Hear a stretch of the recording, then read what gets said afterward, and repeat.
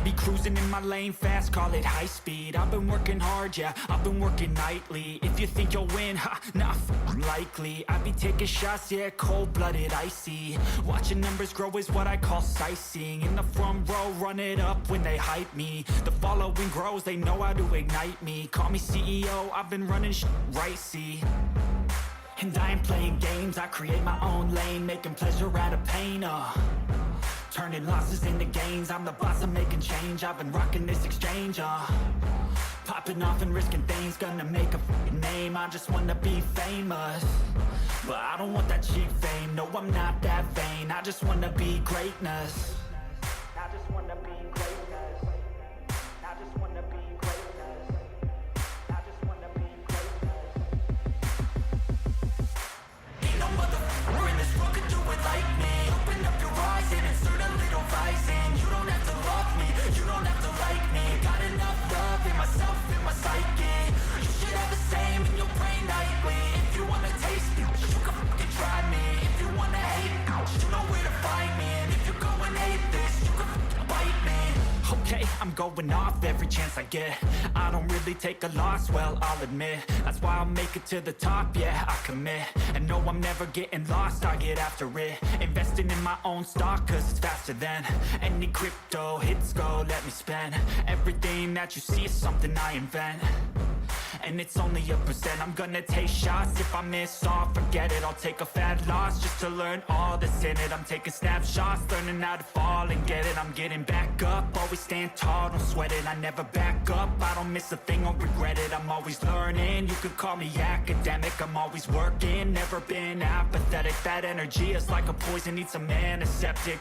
Ain't no motherfucker in this world could do it like me. Open up your eyes and insert a little rising. You don't have to love me, you don't have to like me. Got enough love in myself, in my psyche. You should have the same in your brain nightly. If you wanna taste me, you can try me. If you wanna hate bitch, you know where to find me. And if you go and hate this, you can fight me. Ain't no motherfucker in this world could do it like me. Open up your eyes and insert a little rising. You don't have to love me, you don't have to like me. Got enough love in myself, in my psyche. You should have the same in your brain nightly. If you wanna taste me, you can fucking try me. If you wanna hate me, you know where to find me. And if you go and hate this, you can fucking bite me.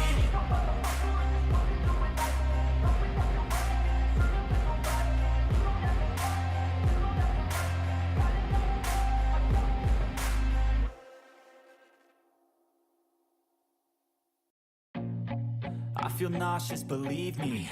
Never had a lot of shit come easy. Had to work hard, struggle just to be me. Had to rise up just so they could see me.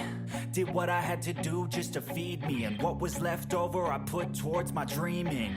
But the only thing in life that has meaning are the things you gotta work for, believe me.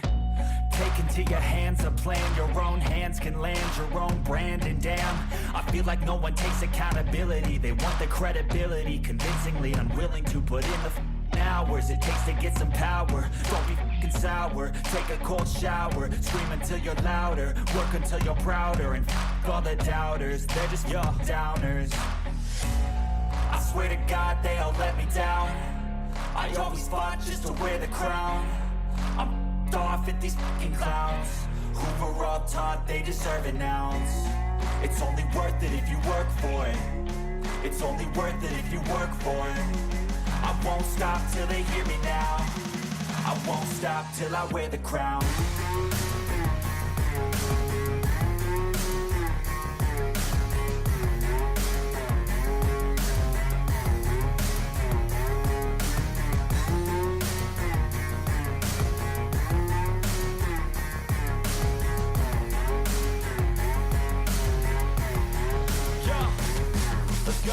I'm just telling you to fight for your dreams, but it's not what it seems. Man, it's hard to be seen when everybody wants to be king. Yeah, they all wanna ring, yeah, we all wanna be free. So show me what you got, what you bring. How you fight in the ring, how you take a fucking swing. Do you got heart, are you mean? Got some scars, got some needs, are you willing to go bleed? I swear to God they all let me down. I always fought just to wear the crown. I'm off at these fucking clowns who were all taught they deserve an ounce. It's only worth it if you work for it. It's only worth it if you work for it. I won't stop till they hear me now. I won't stop till I wear the crown. I swear to God they all let me down. I always fought just to win the crown. I ripped off at these fucking crowds. We're all taught they deserve an ounce. It's only worth it if you work for it. It's only worth it if you work for it. I won't stop till they hear me now. I won't stop till I wear the crown.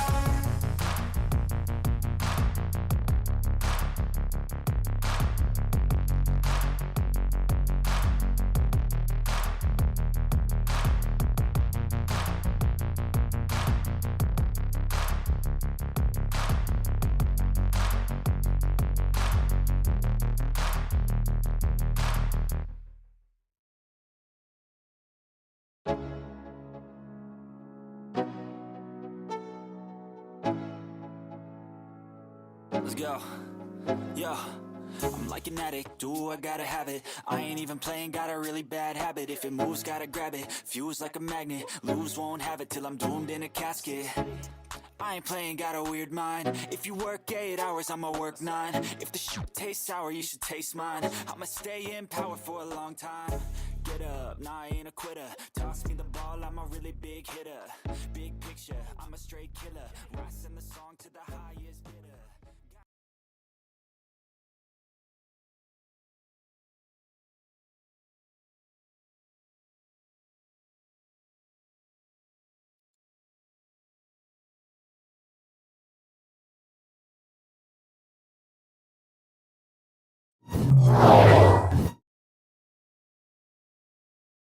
And good Monday, Monkey morning, Monodachis! I hope you're having yourself an absolutely wonderful and fantastic day!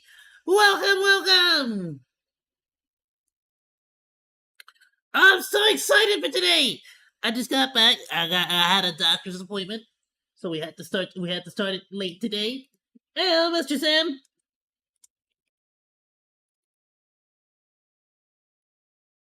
And I'll also drop one on the YouTube as well. Make sure that's working.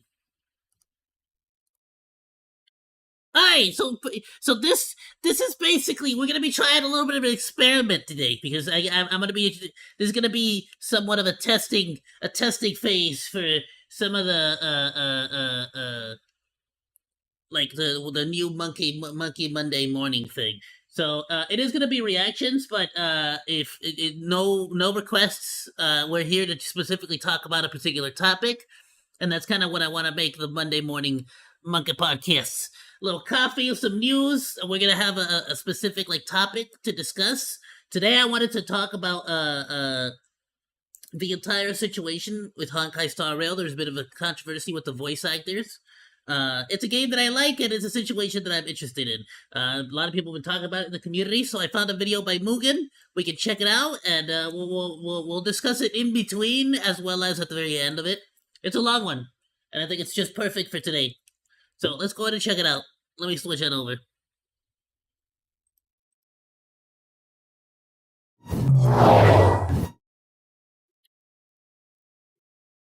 Go drop Mugen a like as well. Always making absolutely great content.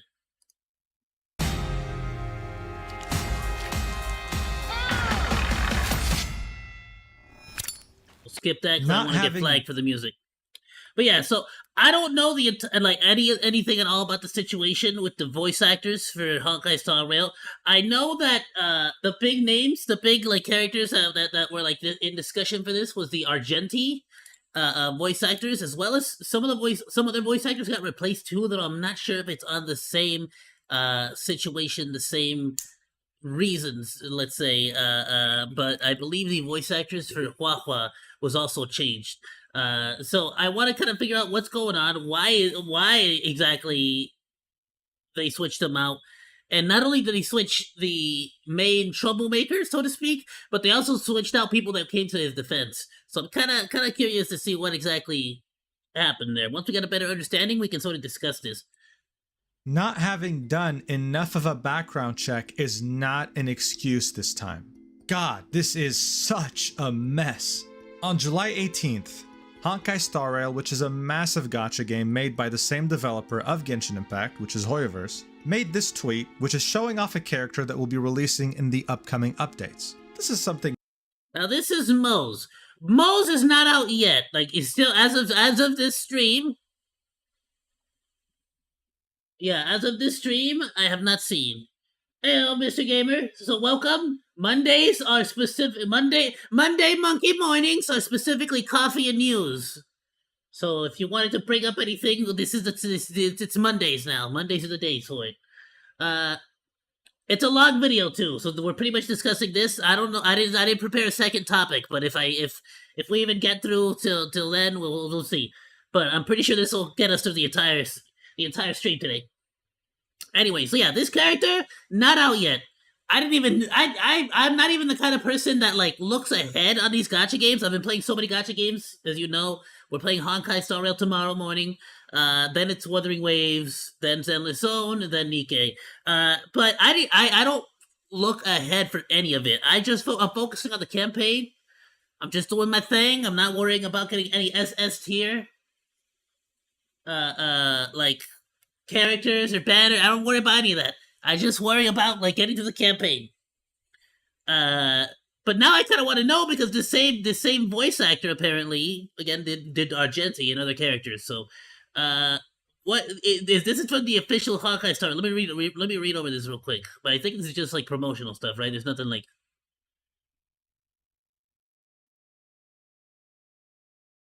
Yeah, it's just a promotional thing. But it does say right there, Chris. They do all the time. It's called drip marketing. It's to build hype, and they keep building hype up until the character comes out. In this case, the character's name is Moe's, and he's a 4-star. Wait, I can't lie to you. Is this not just like the main characters? It's not just the main MC, but with like a purple hoodie. There's usually a quote of the character, and then a little description of who they are. So many gray-haired characters. Tricky though. When people saw who the English voice was, Chris Neosi. But not everyone was really aware. I would even say it's in the minority. Many in the comments are very hyped, are praising the character's design, but there are some, like this one right here, saying, just Google his English voice actor, just wow Hoyo. Okay, let's Google him. Chris Neosi. Okay, great. Well, here's the thing. I hate Googling. I refuse to Google. I prefer to watch YouTubers cover the situation. Like, you do the Googling for me, Mujin. Thank you. This is what I want. I want you to Google for me and then show me the results. Scroll down and you go to page 2. You will find... Because then I can make content out of it, you see. Tumblr post in which he apologizes for committing heinous things towards his ex-partners, colleagues, and friends over the course, in his own words, over the course of 10 years. We're 10 talking years abuse, of being a harassment, bad person? manipulation, you name it. And it's all self-admitted by himself. This used to be on the first page of Google. I'm not even joking, but it got replaced because of this Reddit post. And this leads me to the other aspect of this mess, which is such an implosion. The case of Chris is special because in this case, we have 2 high-profile voice actors from Honkai Star Rail and from the English dubbing community, and they both have come up. I just need to put this out there right now. Hoyoverse, Honkai, voice actor, right here. I haven't done shiz, bro. I never leave my house. I never leave my room. I like this room. So, like, I don't even have any opportunities to do nothing scandalous. You feel me? Like, I'm good. I'm clean. My part-time job is taking care of, like, special needs kids. Like, I'm as clean as it gets. I got you. Like, to talk about this while having you don't gotta worry about nothing with me. Differing opinions. One day after the announcement of the character, a very well-renowned voice actor Except I am a professional sip. I am a bit of a degenerate, but I mean that's just that's perfect for our freaking like that's exactly our audience, you know. Talk about this while having so he does that, dude. Differing opinions. One day after the announcement of the character, a very well-renowned voice actor by the name of Alejandro Saab, aka Ayoo, which is his VTuber persona, said that he just got. Wait, I do know Ayoo. Whoa, hold on. Let me make sure it's not the same.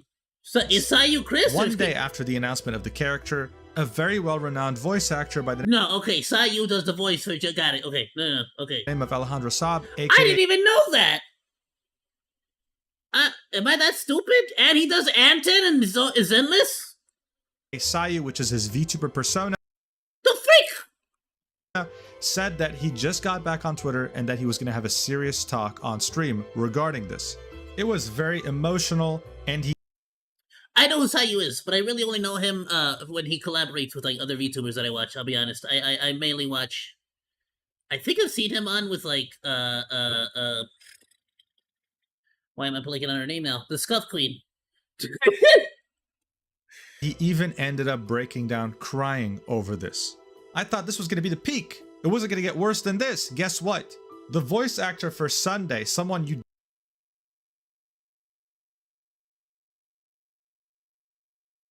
Wait, he's also the voice actor for Sunday, or? and he even ended up breaking down crying over this. I thought this was going to be the peak. It wasn't going to get worse than this. Guess what? The voice actor for Sunday, someone you definitely know if you played Honkai Star Rail, and who doesn't use social media and stays off of Twitter except for professional reasons, made a Reddit post on r/Honkai Star Rail talking about this exact controversy. This post is currently sitting at 1,400 upvotes. It used to be Sunday being basically the careful, I almost kicked the power outlet out. Sunday is the voice actor for freaking so Sunday is a pretty central role, I should say. It's an important side character in the Honkai, but not like a huge role really. But yeah, it's pretty central. It's the brother to Robin, who was like the #1 waifu in that whole thing.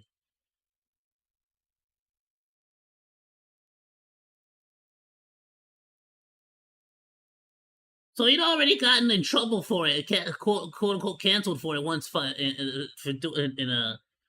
had a role in Fire Emblem. higher, but it's been getting downvoted. And it was the first time many people were even hearing of this, okay? This is very serious because unlike the whole Diluc voice actor accusations, where there were holes in the story and many people found it hard to make up their opinion on it unless more proof came out, this right here is so different because Chris himself had made a post admitting to everything in his own words. Yeah, that's basically like, recent examples would be Dr. Disrespect, who admitted to all the allegations. And by all the allegations, I mean he admitted to the fact that he spoke to underage girls in a inappropriate manner.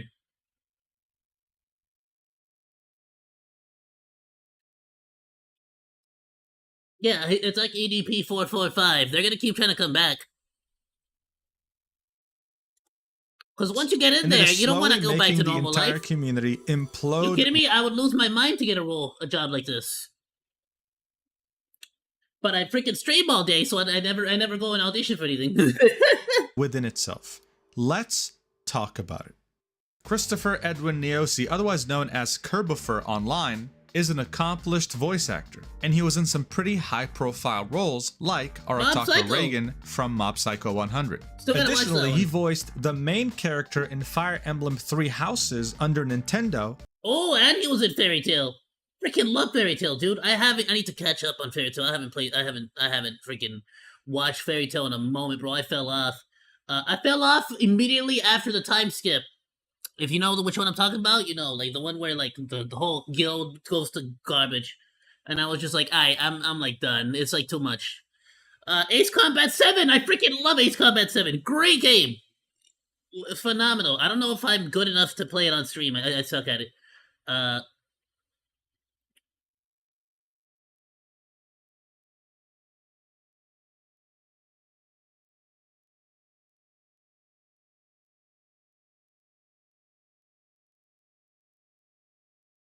Mobile Suit Gundam. I don't watch Mobile Suit Gundam honestly a lot, but and had many big, other. I do know that it's a big title. He's in Naruto Shippuden too. That's Tenji. He's the voice of Tenji. Profile roles like Final Fantasy VII. Let me make sure I'm thinking about the same one. Freaking Tenji.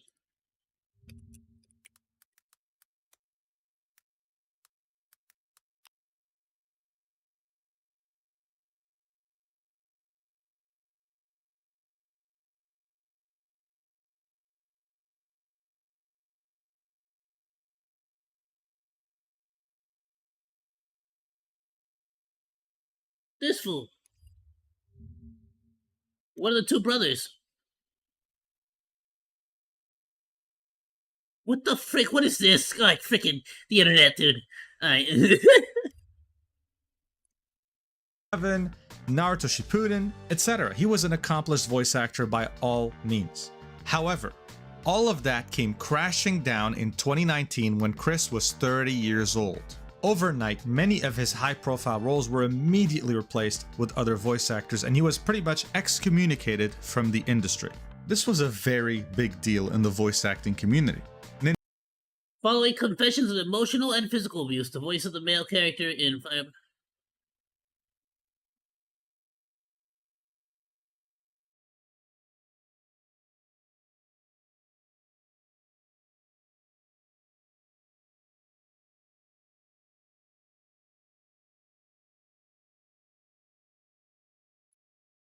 Nintendo didn't want to work with him anymore because he showed up. Here's what I don't get, bro. Like, you start like you start like at a certain point. I felt like you would think that at a certain point you start to get all these roles and all these jobs and all these really cool situations. Like you finally make it. You know, like what's that one tiger guy that was a VTuber? Like bro might not have been like on an Iron Mouse level of VTuber. He might not have been a VShojo level VTuber. But he had thousands of people watching him and maybe even made money. And it's like, you would think that most people would be like, dude, aren't I just so freaking fortunate that I get to freaking do it? This is now a job. I get to I make money this, like, you know, you make money this way. You actually get to pay off your rent this way. And then you just like ruin it by just being a douche. It's like Dr. Disrespect. It's just like, did you have to? Did that really, like, was that really the move? Did you not have enough? Was it not good enough? Did having the freaking fancy cars, the really nice cars, the hot wife, Tora, I'll tell you, Tora, I'll talk about Tora. Like, he wasn't huge, he wasn't ginormous, but bro, from the very beginning, from the get, dude was huge. Even when he had his like little hoodie figure, like he got pretty big pretty quickly. Not like me. Most VTubers that I've seen that get popular blow up early on. 1,000 subscribers, like nothing. Me, I'm freaking like I'm grinding slowly, bro. My train has derailed like 2 or 3 times on the way. It's broken down. The freaking engineer like got drunk and fell off the freaking train, so he had to like run on. He had to catch up to the train on foot. You get me? We ran out of coal, so we had to start chopping down trees along the way to make charcoal. You get me? Like, our train is not freaking going quickly, but it's chugging along. It's going. It's going. All right, the train keeps driving. But all these other freaking VTubers that I see, you'll notice that they show up. They're like, hey, and then like thousands of subscribers, and then they're just like, yeah, also I'm a douche. And it's like, well, freaking don't what it like. They really, you know what I mean? Meanwhile, you're sitting over here not really like committing crimes and posting them up on Kick. And you're just like, alright, well, apparently people don't want to see that. Off the fact that he got cast in Fire Emblem and his... You know what I mean? I'm just over here not committing crimes and uploading it to Kick. Screw me, I guess. Discord when he wasn't supposed to. But all the other roles he lost weren't because of that. They were because of a way more concerning problem. The real trigger for this entire controversy. Maybe that's the problem. Maybe I have to start to make like someone as skilled as maybe I need to start getting into controversies. All these roles overnight. People could smell it. They could feel it in the confidence in your voice. Tumblr. Zero Incorporated. You know what I mean? People be like, yeah, I could tell he's committed a couple crimes. He's done some stuff. All right, cool. I'm gonna follow. I'm a sub to them. I want to see that. I want to see what happens when they with the title.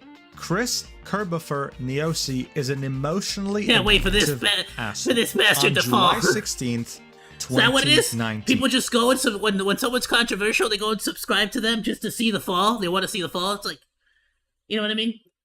It's like when Mr. Beast gets canceled and he gets more subscribers. The beginning of the end for Chris, his career, and his reputation. Let's read. Chris Neosi is abusive, and people need to know the truth about him. We finally get to see like what exactly bro has done. Like, it did. I need to know this part. I am hopefully his last ex-girlfriend. I dated him from September 2017 to April 2019, and it was a miserable experience to say the least. She really said, I hope bro becomes an incel after this.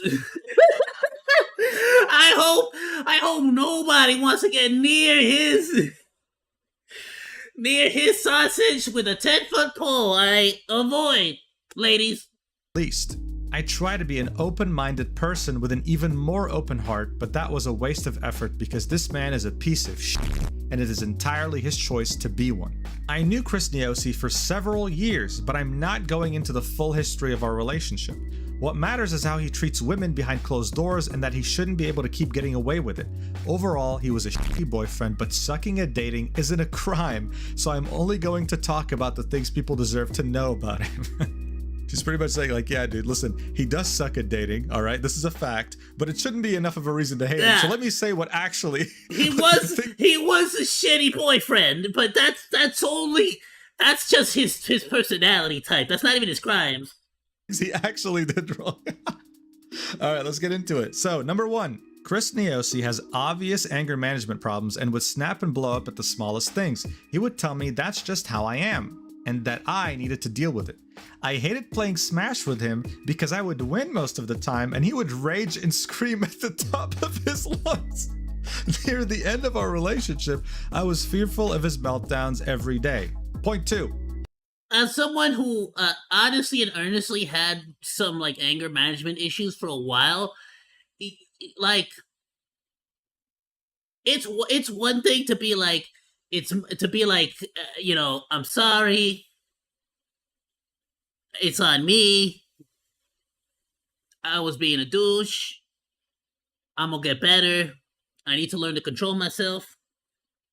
But then it happens again. And it's the same apology. And then it happens a third time.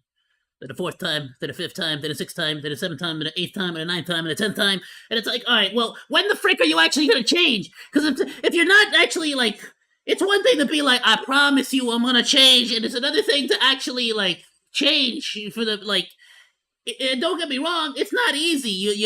But even though it takes time, you can learn to control your emotions and stuff and like channel it into something different. It takes a while, trust me, but you can learn discipline when it comes to like anger management and stuff.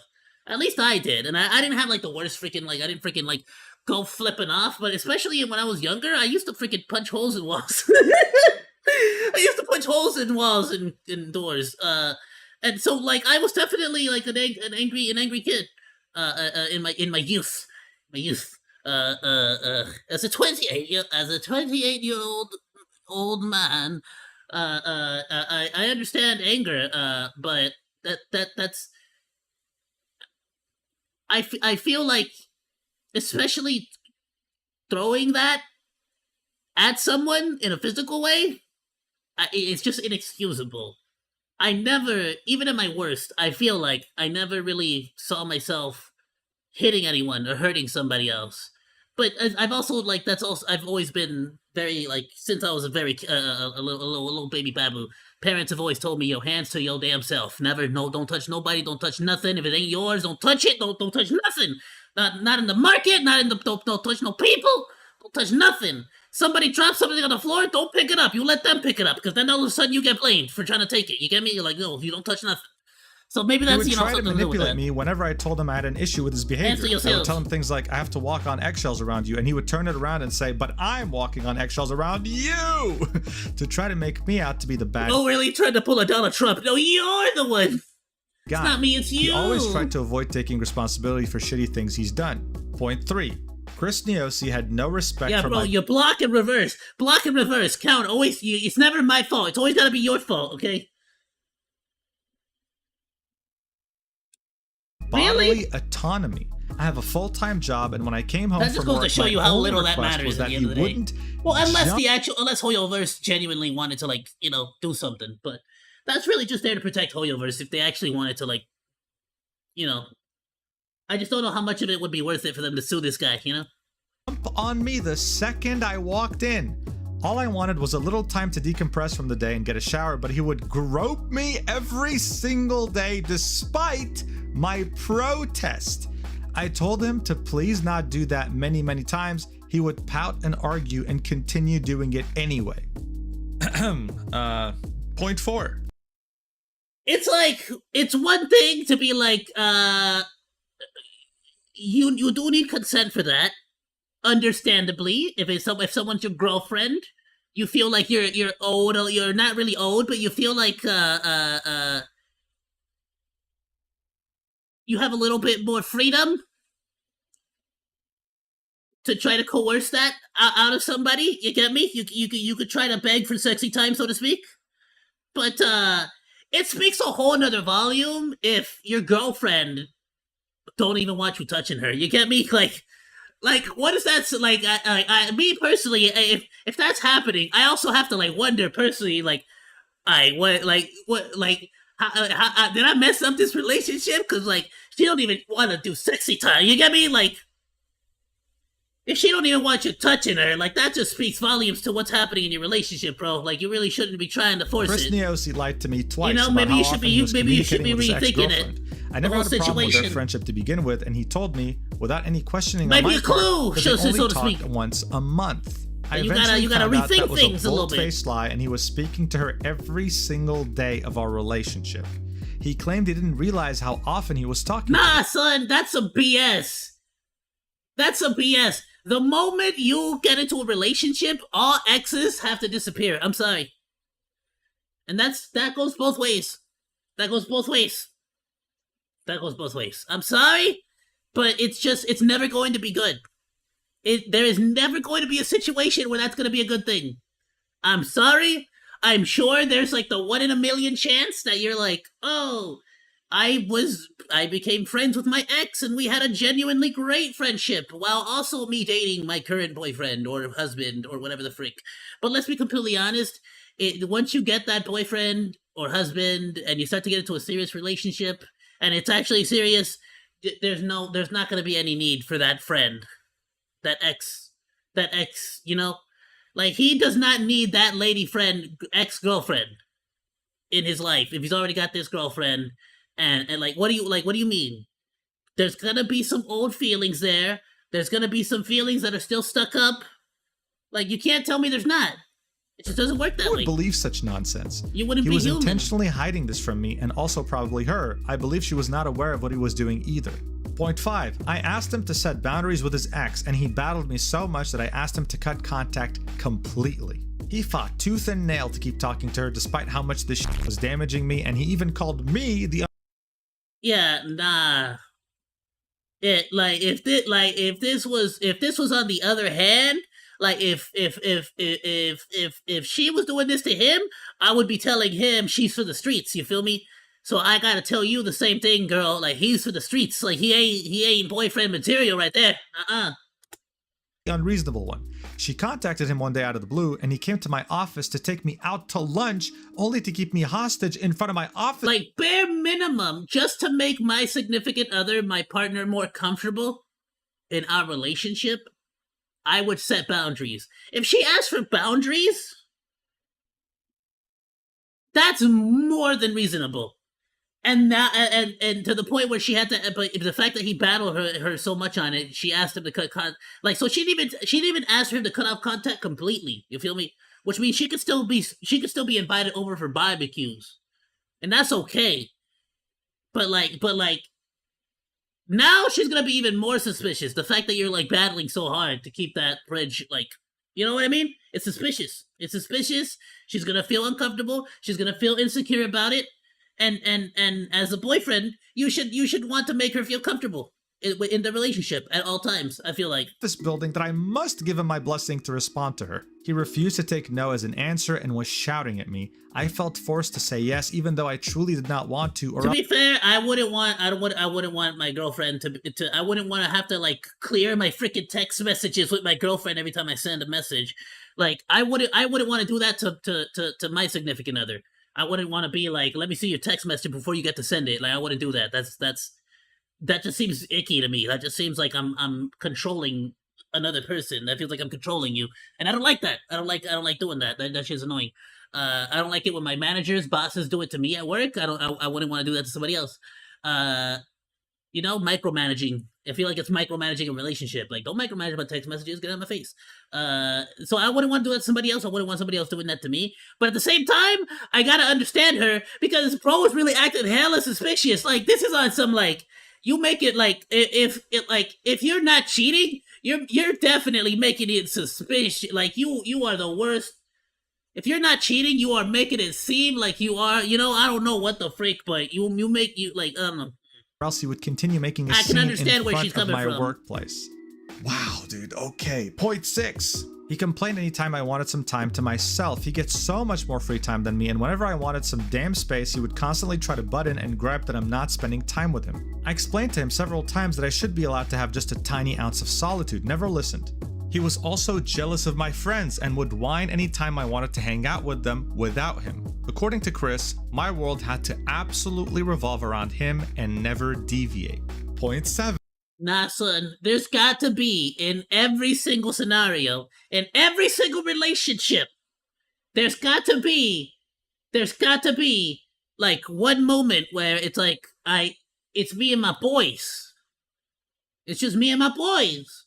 And this works for everybody, by the way. I've seen it in, like, I've seen it in lesbian relationships, too. So this works in every way. There's, like, a night for my boys and a night for the gals.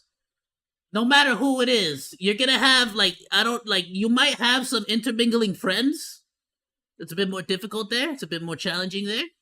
When you have, like, you know, that 70s show type of situation where it's like you have the same group of friends and you're just dating in that same group of friends. A bit more difficult there.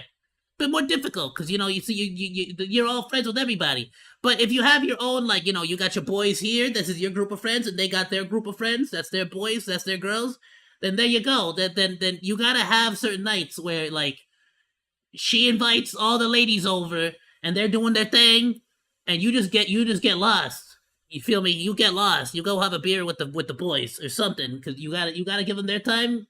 You gotta have your time for your boys. You got me? You have to. It's a natural part of everything. You're gonna get freaking tired of hanging out with each other 24/7. It's human nature. Why do you think there's been so many divorces after the whole Rona situation? Because people were stuck inside with nothing to do except to be with their partner, and they got sick of each other. It's just natural. You're gonna get sick of the other person. You don't think cellmates get sick of each other in prison? Come on. 7. He once physically manhandled me in front of my friends at a get-together because I wanted to get a drink. I stood up and he forcefully pushed me back down and scolded me in full view of my friends. I was extremely embarrassed. Point 8. Chris Niosi made it extremely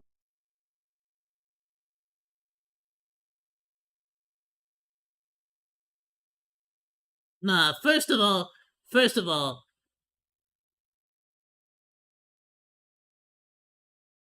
not okay.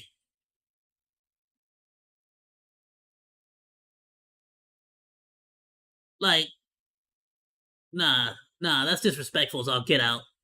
That's disrespectful. It's embarrassing. It's dehumanizing. Like, I don't even at least me and my family, the way I was raised, we don't even scold our kids in front of people. We're those kinds of freaking like Mexicans where it's like, hey, keep doing what you're doing. Watch when we get home. You feel me? Watch when we get home. Keep doing what you're doing. Watch when we get home. And then you talk to them there. Like, what was that? Oh, you're grounded? You're not gonna freaking play in the Nintendos? Why? It's like, what do you mean, why? Look, I freaking told you like 5 times to stop freaking kicking the neighbor's dog or whatever, and you freaking kicked the neighbor's dog like 5 times. No, you're not getting your Nintendos for a week. Freaking, as soon as you get home, we're gonna sign you up for freaking after school, freaking tutoring now too. Like all kinds of freaking, you know, you make all kinds of stuff. But point being, you don't freaking like embarrass the kids in front of other people, especially not in front of their friends at the park, whatever the frick. Like that's just embarrassing. You tell them, yeah, you speak up to them. Like if your partner's drinking too much or something, I can understand you being like, hey, yo, you're drinking way too much. You're getting out of pocket. You're getting out of line. Like you gotta chill, or like we gotta start heading out or something. I understand you pull them aside and you talk to them, but it's a whole other thing to be like you don't start scolding them in front of other people, especially not in front of their friends. That's disrespectful. really difficult for me to get to know his friends. I clicked with some of them and others I needed more time. This the same guy? The same guy we're talking about right now, Chris?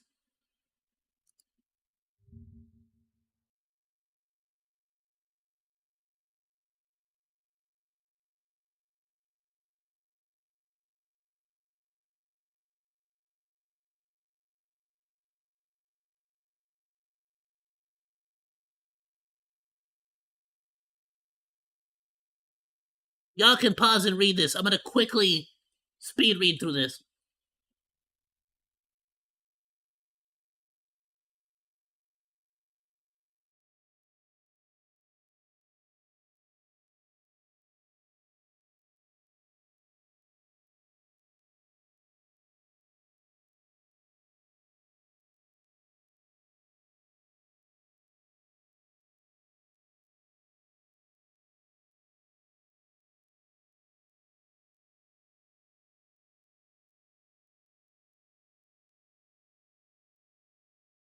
I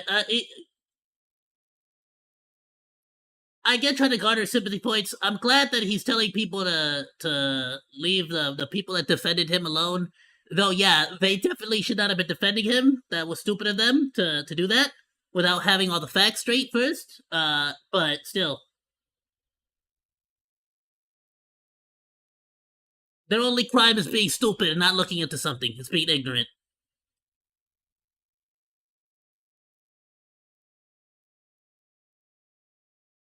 Yeah, see, the problem is that you're always they're always rehabilitating, aren't they? They're always healing. They're always they're always trying to be a better person, but they never actually become a better person. They're just always trying.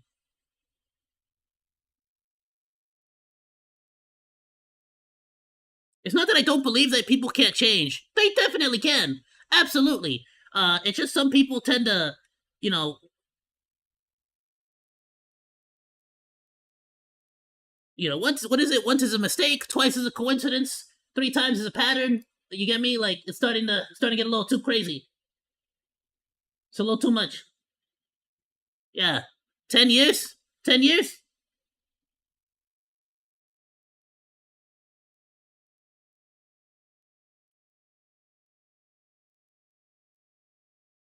You know what? You know what's one thing I'm not seeing here at all, which is interesting. I see no apology.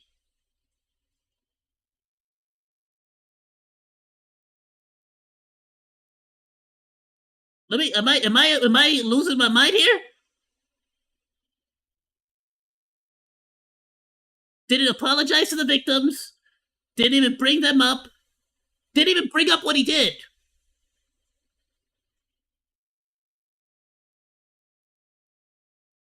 He just says those I have hurt in the past. Doesn't apologize to any of them. Doesn't apologize for any crimes he committed or actions he's done. Doesn't mention the victims. Doesn't do anything. Just a whole bunch of just dancing around the facts. Nothing.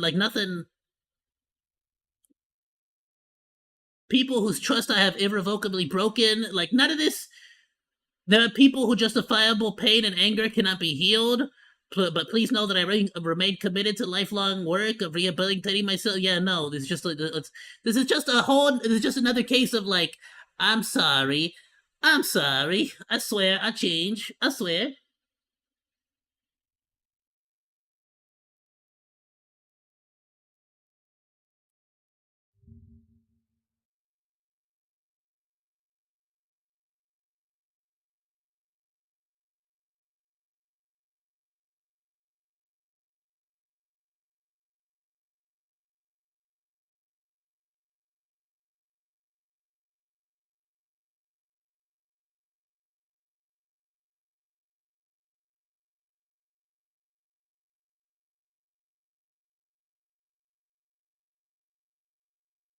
She gets jump scared by his voice on Netflix autoplay. That's gotta suck, dude.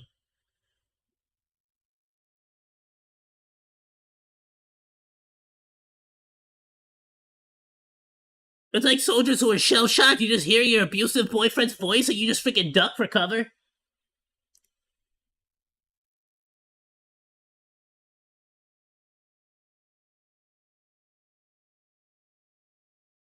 Exactly.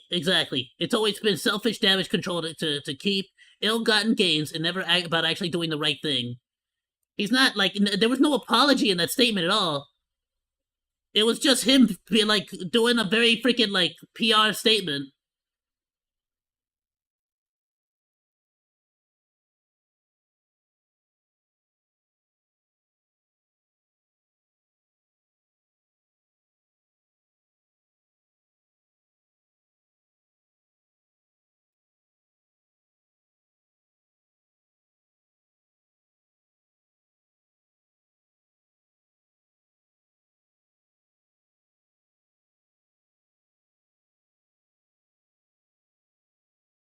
Yeah, I never did anything criminal. Like, again, not being charged with a crime has nothing to do with it.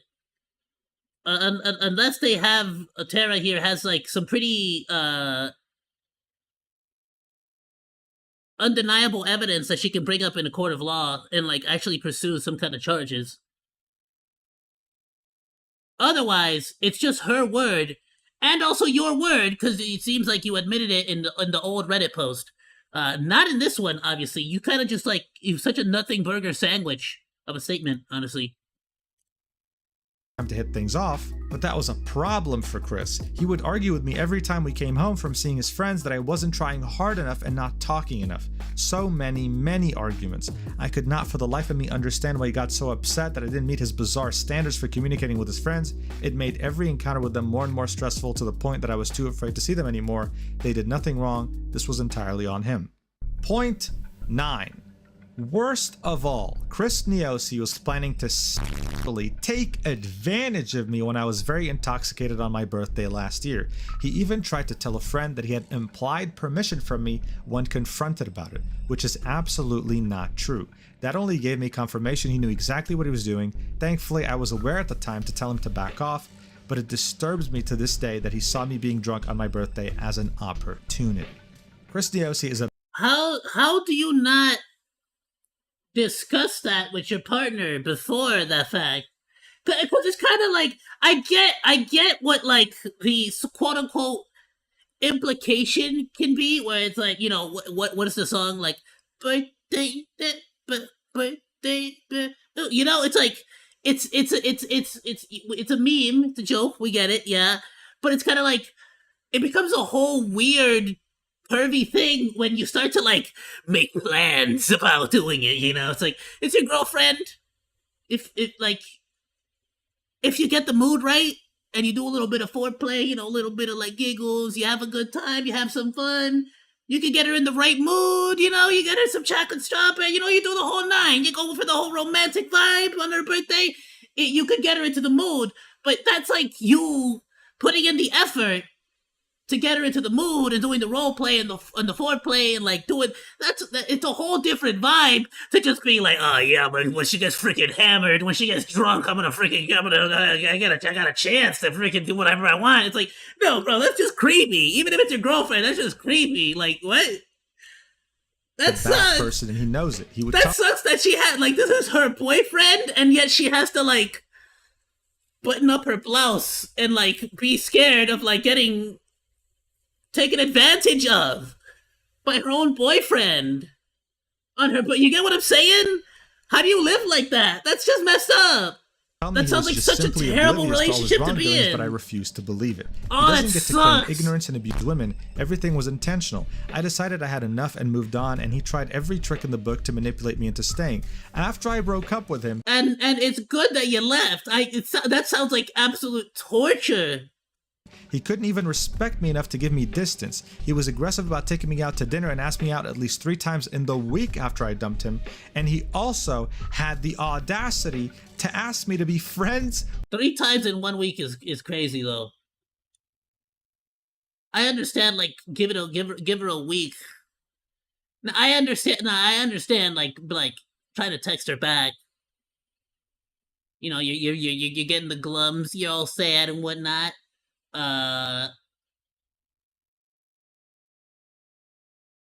But it's like, for what, bro? If you're just gonna be abusive, why do you want her back? Like, what, do you just want your punching bag back?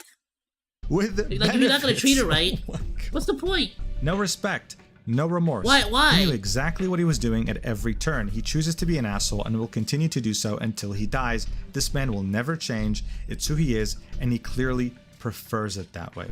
She then ends the statement by saying this: I have absolutely no reason to make this up. None. But you don't have to take my word for it. Just maybe consider the many words of many people when they say Chris Niyosi is an abusive man who will continue to use and abuse other people. He needs to come clean about all the horrible things he has done. To those who want to give him another chance and hope to see him better himself, I sincerely wish you the best. I know I tried. Thank you for reading. Yeah, that's a lot to take in, right? I would like to see his response to this.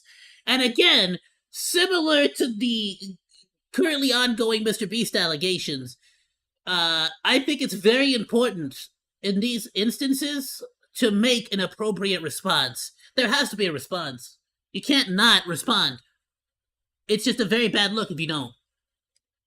And the more intricate and detailed the response is, the better. I want to see what the response to this is. Specifically this. Are so nasty because you're pretty much being pushed into a private relationship of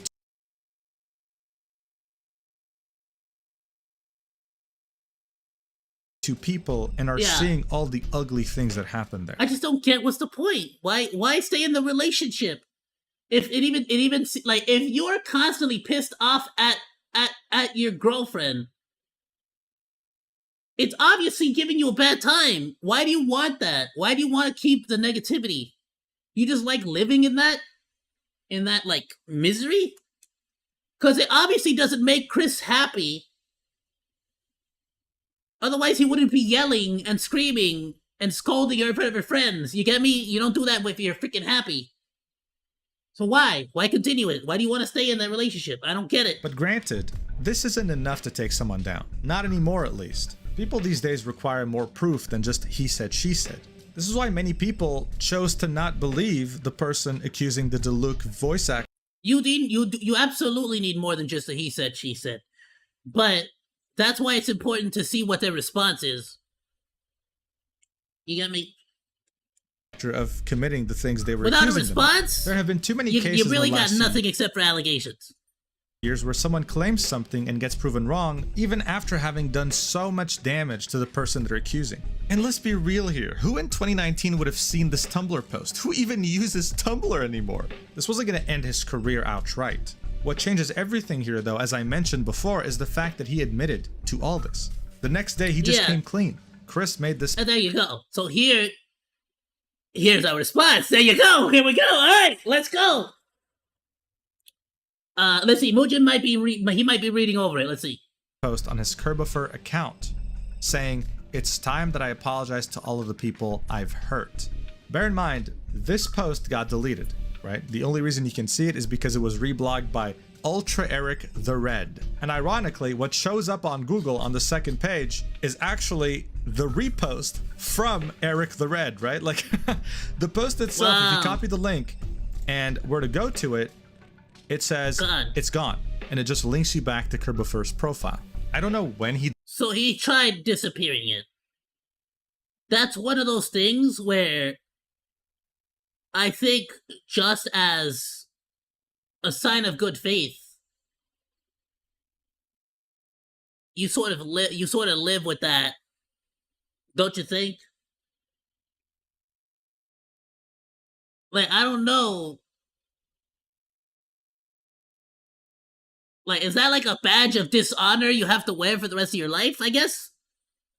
But especially to the victims, I can see them being like, oh, this is absolutely you trying to hide your past now. You get me? Because he's trying to get more jobs. He's trying to get more opportunities with MiHoYo here. So it's pretty obvious what he's trying to do. He's trying to, like, sweep it under the rug. You get me? Your actions speak a lot louder than your words, so to speak. He deleted it specifically, but all I know is that you can't find it anymore on his profile. So thank you to Ultra Eric the Red for preserving this piece of evidence. This is a long post, but it's very important for you to understand every word in here because this is why people are mad. This is why people are very furious at Hoyoverse to have cast him even after 5 years. This is him. Okay, and I don't know if he's gonna read it, but I'm gonna quickly I'll let him keep like talking for a bit, and then if he doesn't, I'm gonna read over it as well. Admitting that he has been a horrible person, not just to Amy, but many other people. He also makes it worse for himself with crazy statements like the first sentence. Let's read. My name is Christopher Okay, he's gonna read it too. also known as Kerbifer. I am 30 years old, and for about half my lifetime, I have horribly Okay, 30 years old as of the writing of that. That's 2019. That means right now Okay, so you were freaking no. You're talking about something you were doing this in your your early to late 20s, bro. Still. Treated Nah. Nah, I feel like no. In your 20s, you should not be treating people like this. Even friends, colleagues. Again, I'll give you the benefit of the doubt on the anger management stuff because as somebody who went through that stuff, I get it. You say some stupid things when you're in your youth. But like, come on, I'm like, what do you mean? Like, you don't like scolding people in front of like their friends? That's just common sense. You don't do that stuff. Like, no. And even my significant others. It is time that I addressed each and every you're a grown one adult. of those people and responded to their feelings with individual apologies for what I've done to hurt them. This will be a master post containing all of the appropriate posts in one location so that the people they have been written for, along with anyone else who wishes to read them, can easily. Yeah.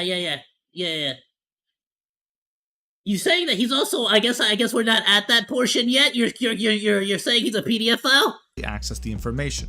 I will provide a foreword about everything. My most recent ex-girlfriend Amy and I broke up in April of this year. She decided to cut ties in May, shortly after. Finally, on Saturday of this past weekend, she decided to create a call-out post detailing the emotionally abusive things I did to her throughout our relationship. I decided that the right thing to do was to take responsibility for my actions and respond publicly. I took 2 full days to write an apology to Amy for all of the things I've done and posted it on Monday night. The following morning, I was besieged by Amy, many concerned people who left comments of their own, as well as several of the victims of my abusive behavior in the past, to come clean and apologize to everyone I've hurt. I have finally decided to do so. Before reading any of these, So he's only, I want to, because right here, he's only specifying that there was emotional abuse. He's not admitting to any physical abuse. Very interesting wording, I want to say. Ask that to anyone and everyone who sees this, including those I'm apologizing to please allow me to put some things out there that are likely to come off as selfish, I feel are very important. I know that my decision to do this is inherently going to come off as a PR stunt or some form of damage. No. See, the fact that you're bringing this up means that that's the only thing on your mind, and that's the truth. See, not because freaking A. It's like if you treat it like a PR stunt, then yes, it's gonna be seen that way. If it's a genuine apology, then people are gonna see it as a genuine apology. But the fact that you're even over, this is already feels so freaking orchestrated as a PR stunt. You get me? So just saying, hey, I know this looks like a PR stunt, because it is, doesn't mean, what do you mean? Every apology, every single apology, every public apology, it is a public, why do you think the apology is public? If it was not a PR stunt, you would be calling all the victims and privately telling them, hey, I am terribly sorry for the things that I've done. And if they want a public apology where you admit everything, that's separate. But any public apology just by default is a PR move. There's no other reason for a public apology besides PR. You understand that, right? So this is what do you control? While I can understand why people will think this, I want to assure you that it is not. This is not an attempt. But see, this is such a bad apology because you're trying to act like we're stupid. Don't tell us the sky is green when we're looking at it and it's as blue as it gets. It is a PR stunt. Why are you trying to treat people like they stupid? This is why you're pissing people off. to preserve my career or livelihood or my social standings with anybody, I have accepted that by talking about all of these things, my life is going to change and there will be consequences. More importantly, this is not an expectance of any form of forgiveness either, as I will be stating many times in several of these apologies that I do not expect any of the following people to forgive me for all I've done. This is about finally, for possibly the first time in my life, doing the right thing. It may also, for the first time in my life, be the first real step I'm taking to change, to become a better person. And see, here's the thing. I guarantee you, he said the exact same thing to all of these ex-girlfriends. You get me? And that's the thing, is that you can apologize a million times, but if you don't actually change, then it didn't mean anything, did it? Guys, bear in mind, this is someone who's 30 years old, okay? These 30. statements are coming from someone who's not 20. He is 30 years old, right? You realize how huge this is. Well, hopefully by the age of 40, he'll be a good person. Like, that's all. He just needs a little bit more time, you understand? He's only 30 years old. He doesn't know how to act yet. You feel me? He's still trying to get it right. Right, for someone to say this is the first time in my life where I'm doing the right thing. For the first time. No one forced him to do that. His ex Amy in her statement, everyone who's come out against him over the years, no one has forced him to utter the sentence. It's such a crazy thing to say. Anyway, he continues. Most of the people I have written these apologies to have had call-out posts regarding their personal negative experiences with me for the last several years, and they have gone publicly unaddressed by me. I also state multiple times in these apologies that I understand full well my choosing to respond to them now as opposed to when they were first posted is far too late and long overdue. There is no denying or excusing that fact, but here, now, I genuinely want to make amends for all of the horrible things I have done. I'm going to share something sensitive that is related to my decision to do this, just as this is not intended to be a PR stunt. What I'm about to say is not in any way fabricated, nor is— I love how he has to keep reminding us it's not a PR stunt, by the way. He just needs to make sure we're well aware of that. It meant to manipulate readers or instill any kind of bias. It is simply the truth and I feel is relevant. I have only ever experienced 2 times where I felt legitimately suicidal. The first time was 5 years. Oh, for crying out loud. I want to point out the fact that he started off this entire post saying he's going to apologize for all the things he has done, and then immediately switches over to this. Got it. Okay. Got it. Years ago, the week I moved to California, not knowing how to handle the shock of seeing call-out posts directed towards me, thinking my life was over and that there— Oh, okay. Oh, okay. I see. I see. So when the people you abused, both physically and emotionally, called you out on the internet, you felt really, really bad to the point where you wanted to unalive yourself. Oh man, see, that's just— my heart goes out to you. He's obviously the victim here. Obviously. P.S. I don't care. Cancel me if you want. As somebody who's had 2 failed attempts at unaliving themselves, I get to talk shiz about this. Go screw yourself. You are not the victim here, bro. Okay. You understand how quickly he turned this into you should feel bad for me because all of my victims are calling me out on the internet.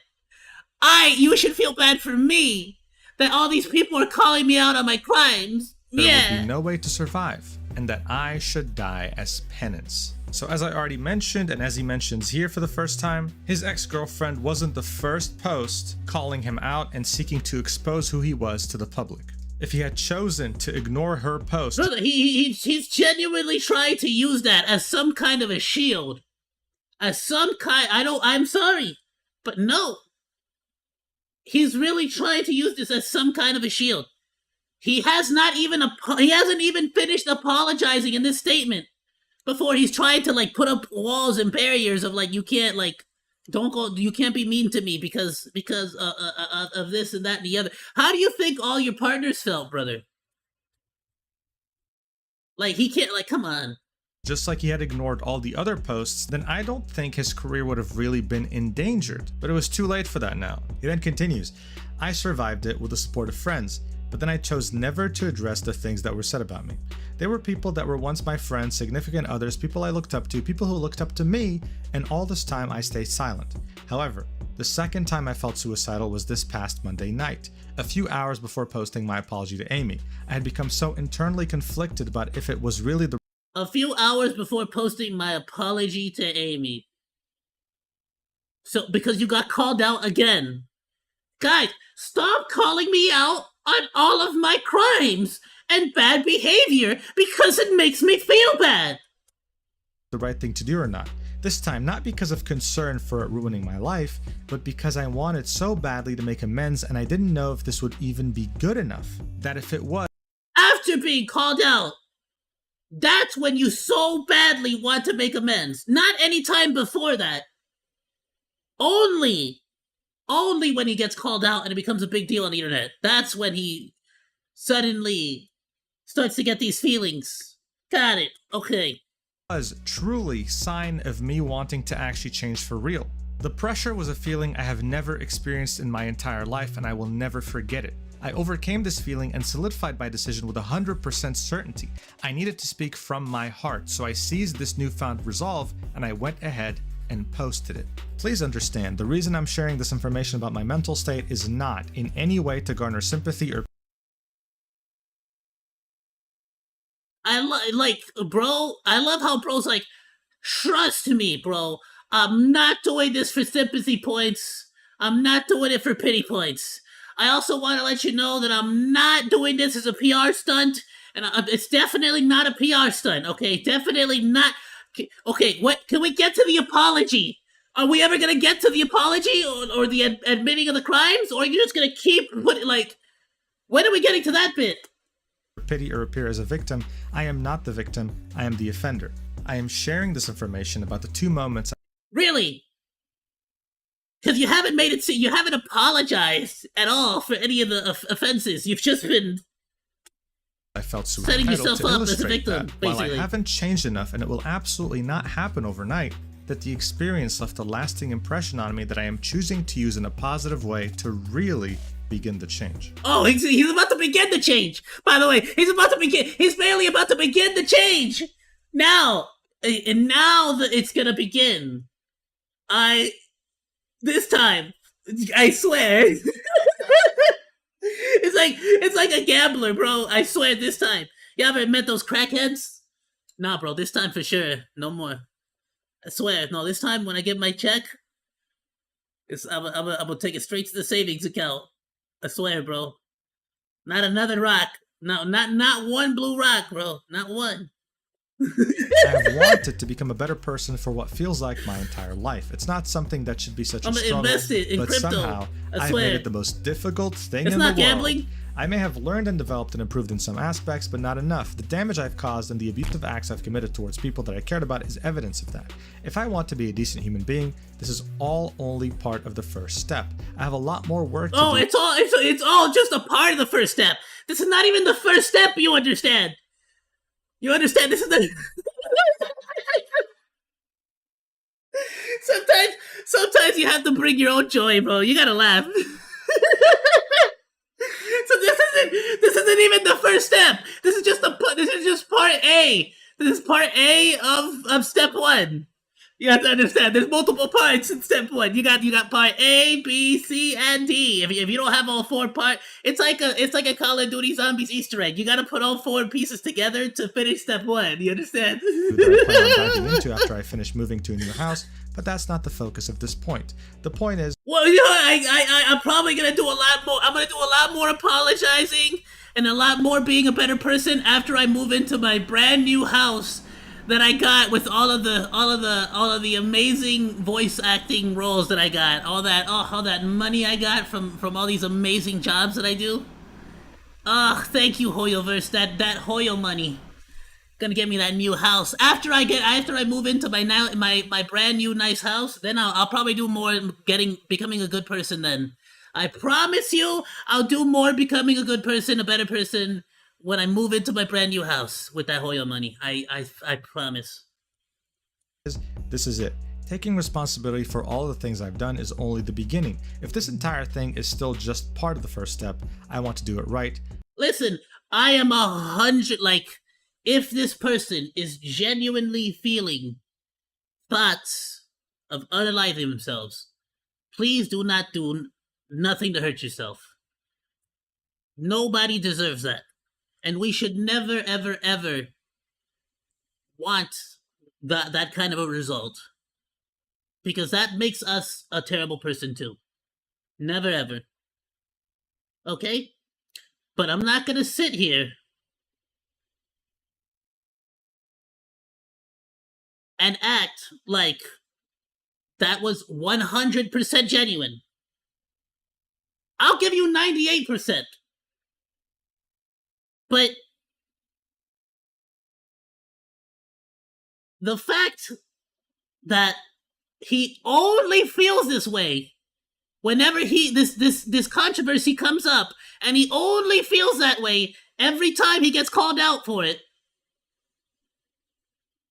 You get me? And the fact that he has, like, he keeps bringing it up instead of actually apologizing for the crimes that he committed. You get what I'm saying? Like, I'm not gonna sit here and pretend like the sky's not blue. You know it. I know it. We all know it. If he wants to talk about his emotions, his feelings, he should be going to a therapist. He should be discussing this with a therapist. He should be talking with friends. He should be talking with family. He should not be bringing it up and discussing it in the apology to his victims. You get me? I feel like that's reasonable. If he is genuinely having thoughts of unaliving himself, he should absolutely bring it up with his therapist. He should absolutely bring it up with his friends. He should absolutely bring it up with his family. He should definitely discuss these things. If he wanted to make a separate Twitter post discussing this, I would be more than that would be more than fair, because that is something he's going through. That is something he is feeling. However, when you are trying to put out an apology and you're putting all these freaking excuses and you haven't even apologized in the apology, come on. I'm not gonna freaking sit here and pretend like it's not what it is. That he's trying to garner sympathy for this. No matter I'm sorry for what being a it douche. takes. So then, he links all the individual apologies he has made to people who have come out talking about him and their terrible. That being said, the very moment, if you were saying earlier, if he has a PDF file, I'm not sure yet. I'm still watching the video, but if he has a PDF file, I fully stopped caring of any. I completely wash away my freaking hands of any freaking sympathy of any kind. I'm done. I'm done with you at that point. Full blown experience with him. Full now, blown. According to Twitter and many Tumblr comments, this is barely scraping the surface. But for the time being, let's just pretend like. I always like to live with like a 5%, even though I technically said I said what I say 98% earlier. But I always like to say, if there's a 5% chance that you legitimately are having these feelings, go and speak to your therapist. Go, like, get help for that. You absolutely should get help for that. Even if you're a piece of shiz, it is what it is. You should go speak to a therapy. But you get me, like, that's something you have to discuss with your therapist. It's not on other people to especially, like, I'm talking specifically in the cases of, like, if you're actually a terrible human being, especially if you're a PDF file. It's not. I don't care. That's not like I don't worry about you anymore. You don't exist anymore. You're out of my, like, you don't exist, and I don't care about you anymore. You get me? Like, these are all the people that he abused over the years. Because I want to show you the variety. Okay, here. you were referring to Sean Chiplock. Okay, so as far as if true, because I don't know nothing about that yet. If true, then as far as I'm concerned, Sean Chiplock, your mental health, your mental and physical well-being, all of that stuff, It doesn't exist. It's not. I don't care about it. You get me? I don't care. It doesn't exist to me. You could tell me that you're freaking feeling like the worst in the world. I do not care. I got no sympathy or care for PDF files. Okay, so the first one's Amy, the person who made the post against him that we just finished reading, former girlfriend and employed editor. Then you have again, as far as this dude goes, though, I'm saying, if you're having genuine bad thoughts, your thoughts can be legitimate, but you got to discuss that with your therapist, not on your apology post. Because what is this? This doesn't feel like he did not write this to his victims. Nothing about this feels like an apology to his victims. All of this just feels like he's putting up walls and shields and excuses. It doesn't feel like any of it is genuine. The years, because I want to show you the variety here. Okay, so the first one's Amy, the person who made the post against him that we just finished reading, former girlfriend and employed editor. Until we can maybe Welker, former friend. We can maybe look into that one. I'll try to have like normally Monday Monkey mornings will be like a little bit longer, which is why we can have these longer discussions. You have Audrey Kerr, former girlfriend and employed animator. Just then you have Kaylin today Denton, I had a doctor's former appointment, friend and but actor. next time we can look into some more situations about John that Markle, stuff. fellow animator and former fan, and then you have another former fan, Anthony Logato. So these people ranged from anything of being an ex-partner to a co-worker to fans, right? And of course to friends. He then apologizes to his friends, his family, his fans, and says that you notice how the apology is all the way down here. You feel me? I'm not saying this is like, I'm not trying to be like an armchair therapist, psychologist, I think is the word. Armchair psychologist here, where I'm getting into his mind. But isn't it weird how you put all this other junk at the top? Most people are not going to read that. Like, they're not going to sit here and read through all this.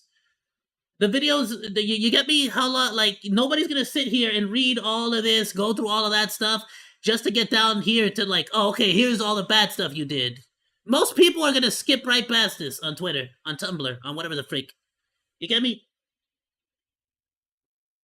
Why is all the apology, the actual crimes you committed, why is all that at the bottom? he wants to use this space to cast an open call to anyone else that he's yet to address personally with a full apology. That he wants to do this until he makes amends with everyone he's affected over the years. And that he's not looking for forgiveness. He only hopes that he's taking the first true step. Agreed, Mr. Gamer. A great example of that was the most recent, I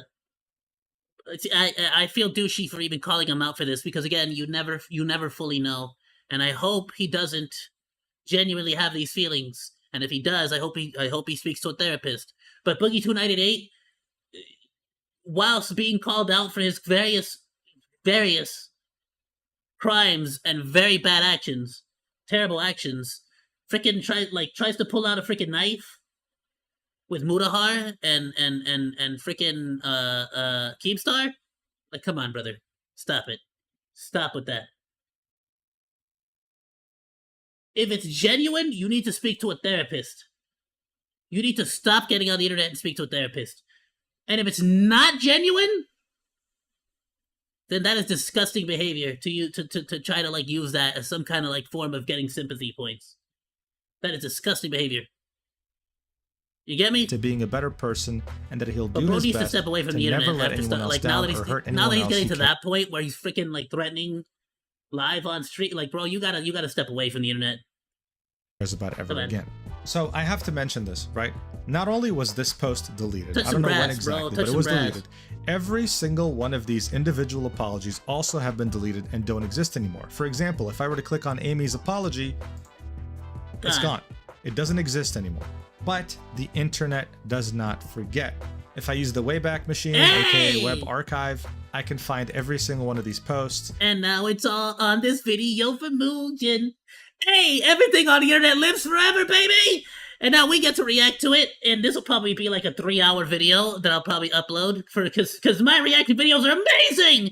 And of course, every one of them is fairly lengthy. But for the sake of this video, I want to highlight one apology, right? You can check the other ones. I'm going to link them in the description, but I want to highlight one, which is the apology to his ex-girlfriend, the person who made the post we read initially, Amy. I think it's really important because it highlights who Chris is. He's gonna do this whole apology, and then his ex-girlfriend will actually respond in a very brutal way to his apology, to which he'll reply again. He's gonna get cornered, and you'll get to see how he acts when he is cornered. Because in the end, it's gonna be up to you to decide. You already know the drill. Let's do this. He starts it off by saying, Amy, I failed you. No amount of... Taking a sip of water. I had something to say. It's already choking my own saliva. Yeah, no, you see, like, this is exactly what it is. You want to see their reactions. It's all about the responses and the reactions to getting called out and getting put in being confronted. Apology I could ever give will ever make up for that. You were justified to leave me, and you were equally justified to cut ties with me. I was a terrible partner, and I made you feel awful. Thus, the absolute least I can do is to take full responsibility for my actions and respond to your feelings openly. I failed in treating you with real respect. You should not have had to put up with my childish temper day in and day out, and it's even worse than it made you fearful. It was never my intention to manipulate you, but that's no excuse. It was my fault you were made to feel this way. I should have taken more responsibility for my toxic behavior and changed. You did not, at any point, ever deserve to be treated that way, because none of it... Are you actually saying anything? My childish temper made you fearful. Never my intention to manipulate you. My fault. You were made to feel this way. Toxic behavior. Did not deserve to be treated that way. He's not actually saying what he did or the crime. He's not actually confessing to the crime. To his actions, or taking responsibility. Taking responsibility would be saying, I manipulated you, I threw temper tantrums and lashed out at you, and I apologize for that, because it was a terrible thing to do, and it was a terrible way to treat a human being. I'm disgusted at my behavior, and you in no way deserve to be treated that way. Nobody deserves to be treated that way. I have not, since then, I have changed, and I have not continued to act this way. Uh-oh.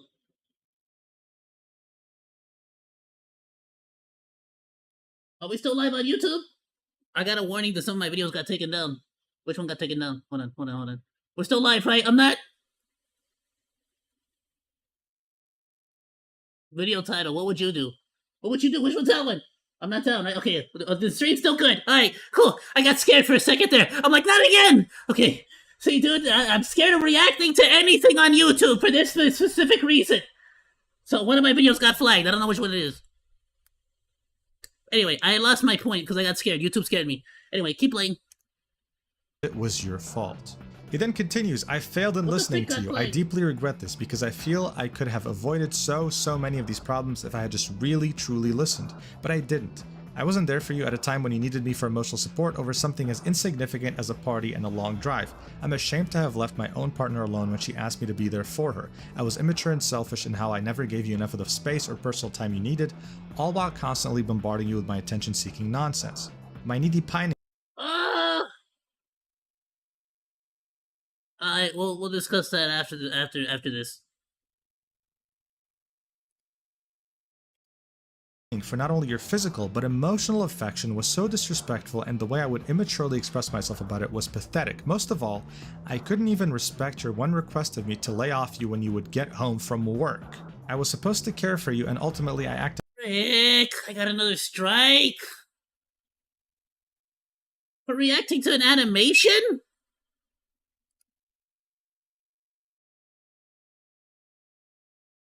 6 true unnerving horror stories. Animated. Oh, I'm sorry, man. I didn't know... I didn't know you didn't want people to react to your animation. My bad, dude. I mean, shoot. You could have just, like, just message me, bro. Why you gotta strike me? Alright. I guess it's fair. If he doesn't want me to freaking react to his stuff, I won't react to it. I just freaking... It's spoiled and self-serving, putting myself before you. Could I have failed messaged at me. keeping your trust, the most important thing to me, the thing that our friendship was founded on well before our relationship. I ignorantly betrayed it. I never intended to mislead or keep anything from you, but it doesn't matter because a lie is still a lie and I understand full well how much that hurt you. Once again, I was selfish and placed several other people's importance before yours when you should have always been my #1 priority. In addition, I could have and should have trusted you more in return. My jealousy and paranoia of your own life choices ran out of control. I should have been more supportive to the life you were forming for yourself and not been so obsessed with having you just be a part of my life and my friend. He never actually fully admits to what he has done. It's always just trying to skirt around it, apologize for the consequences that occurred after the fact, whereas, like, never actually admitting to anything that he's done. And my world. I failed at making you feel loved. This is exemplary of my lack of respect, my lack of listening, and my lack of trust. I thrust you into a completely new environment out of your comfort zone, all the while thinking that I was helping you when in reality I was mounting utterly unnecessary pressure on you. I would embarrass you like a complete idiot in front of both your friends and mine. I wasn't patient or understanding. I was... You see how he's saying, I would embarrass you in front of you? Like, he doesn't actually say, I yelled at you in front of your friends. He doesn't actually... Like, it's always gonna be trying to, like, downplay it. He's always trying to, like, go around it without actually admitting to what he actually did. You know what I'm saying? Ignorant and unfair to you, the amount of needless arguments I sparked when I should have just been calm and inviting was ridiculous. This was entirely on me. I thought that inviting you into my life and everything that came with it would be a heaven, but instead all of my stupid actions made it into a nightmare. There is no excuse for the way I made you feel while you were living in what should have been a place of happiness. This is where it gets somewhat interesting because he's talking about one of the worst things in his ex-girlfriend's statement, which is him taking advantage of her while she was drunk. He says, there is one specific point that I wish to go into further detail on. Regarding what happened on your birthday, I never once believed I had any form of implied permission to do anything like that to you. Somehow this wasn't communicated properly, and I deeply apologize for that. I swear to you, I never thought that and never had any intention of doing such a thing. Even that aside, while I know I have done a lot of horrible things, especially to you, I also know that I did not and would never ever in my life try to sexually take advantage of anyone. But the fact that the takeaway from what I hoped was going to be a really special day for you is something as heinous as that, I have no words. I am so sorry that I somehow gave you the impression that I had such intentions, and I'm sorry that I made you feel that way. Listen, I don't know why, but this just makes me laugh. I don't know, like, am I twisted? Am I crazy? I'm so sorry that I somehow gave you the impression, right? Like, like, look, there needs to be proof at a certain point when you are making such a big accusation, but the fact that her perspective differs so much from his perspective in this regard is crazy, right? Like, it's not even on the same wavelength. From his perspective, there was nothing indicating this. From her perspective, it was very clear to her, and it was one of the main reasons why she ended up breaking up with him. It's just crazy sometimes how the two sides of the same story can be so different. We'll revisit this later when she replies. He then continues in the post and says, with all of that said, the thing I'm most upset about is the fact that the impression I left on you by the end of our time together is that I never really cared about you. That, more than anything, is why I failed you. I have no reason to blame you for feeling that way about me, and I'm deeply ashamed that I drove you to this. I couldn't even maintain what I genuinely wanted to be a close friendship, to just be someone who'd at least be a positive influence in your life, breaking your trust even further by asking something as ridiculous as if you wanted to be friends with benefits. But then failing further and further with every opportunity I had to be a friend to you. I can't believe I did this. Just as much as you can probably never forgive me for any of this, I too may never be able to forgive myself either. He continues to self-admit, I'm also not gonna be able to forgive myself. Oh, woe is me. I'm such a... I freaking... You and I are both angry at me. that even though it wasn't his intention, there is no obliviousness to claim here. And this is something he'll mention a lot, his intentions, right? It wasn't my intention to do this. It wasn't my intention to come off like this. Well, what were your real intentions though? That's the question, right? Anyway, he says, I knew what I was doing, but realized far too late the full impact of my actions had on you time and time again. It wasn't my intention. Though I knew exactly what I was doing, it wasn't my intention. It doesn't matter how much I prattled on and on with excuses and justifications about how I was always trying to improve and learn from the mistakes I made. I should have paid closer attention. I should have worked harder to fix the issues we had, especially when you gave me so many chances. but I failed. If I could have been able to tell all this to you in person or over spoken word, I would have, but I respected your wishes of never speaking to you or interfering with your life again as you requested when you last contacted me. Yeah, This is your fault. It's your fault I haven't apologized to you. You told me not to talk to you ever again, so I decided never to apologize to you or make a public statement about the fact of all the stuff I did. because you asked her to be friends with benefits after she left you. I wanted to honor that request after seeing the results of my actions, since trying to fix it. So he kept asking to be friends with benefits, and that's why she said, "Don't just leave me alone." He's like, "Now it's your fault that I didn't apologize because you wouldn't you told me not to talk to you after I kept asking you to get freaky with me." It was out of the question at that point. But now that it's come to this is the absolute least I can do to start with, and I know full well it's not enough. If there's anything else I could ever do to make up for all I did to hurt you, I would do it in a heartbeat. I can only hope that now you can truly be happy. That's what you deserve. Almost at the end, guys. We almost made it. Good job. To everyone else who has now read both Amy's words and my response, I know I've let you all down. Again, an apology alone isn't good enough. Making amends for this requires... It's not a PR move. Now let me address the audience, the community. Because obviously, it's important to make sure you apologize to them, because for some reason we're the ones that freaking deserve apologies here. Serious change in me.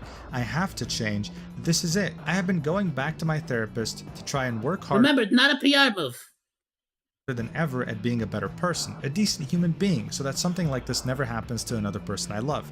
Something so simple should not be such a struggle, but I've lost so many friends, colleagues, and even partners over awful behavior like this. The amount Oh, woe is me! I've lost so many friends! So many colleagues, so many wonderful relationships that I've destroyed, all because of awful behavior. I mean, it was my awful behavior. I did it, right? That was me. But it was awful behavior. Oh my goodness, dude. Woe is me! The amount of relationships I've destroyed is living evidence that I absolutely need to do better. This is why I've chosen to own this and take responsibility. This is the right thing to do. I want more than anything. I've chosen to own this, even though I didn't actually admit to doing anything. I just sort of apologized for the circumstances, but never really actually said I did anything. To finally be a good person. Again, this is so weird coming from someone who's 30 years old. You know, it really... I always have to do a double take and be like, wait, how old is he again? He continues. Yeah, at 30 years old, he's finally going to get it right. Countless people to simply be a positive influence on others' lives. He couldn't get it right. He wasn't getting it right. I'm going to keep but trying, now he's going to get it right. no matter what. It's been because of my own choices that I've been the person I am, but I cannot be the same person until the day I die. I need to continue forward and just be better. To anyone and everyone who took the time to read through this, if you wish to disassociate with me, you are fully justified and I bear no ill will. I know there will be consequences for this and I accept them. If you wish to continue giving me another chance, then I will not waste your time asking for forgiveness or to wish me luck or offer any more meaningless apologies. I promise I will keep doing my best to not let anyone else down again. Thank you. Chris Kerbifer Neosi.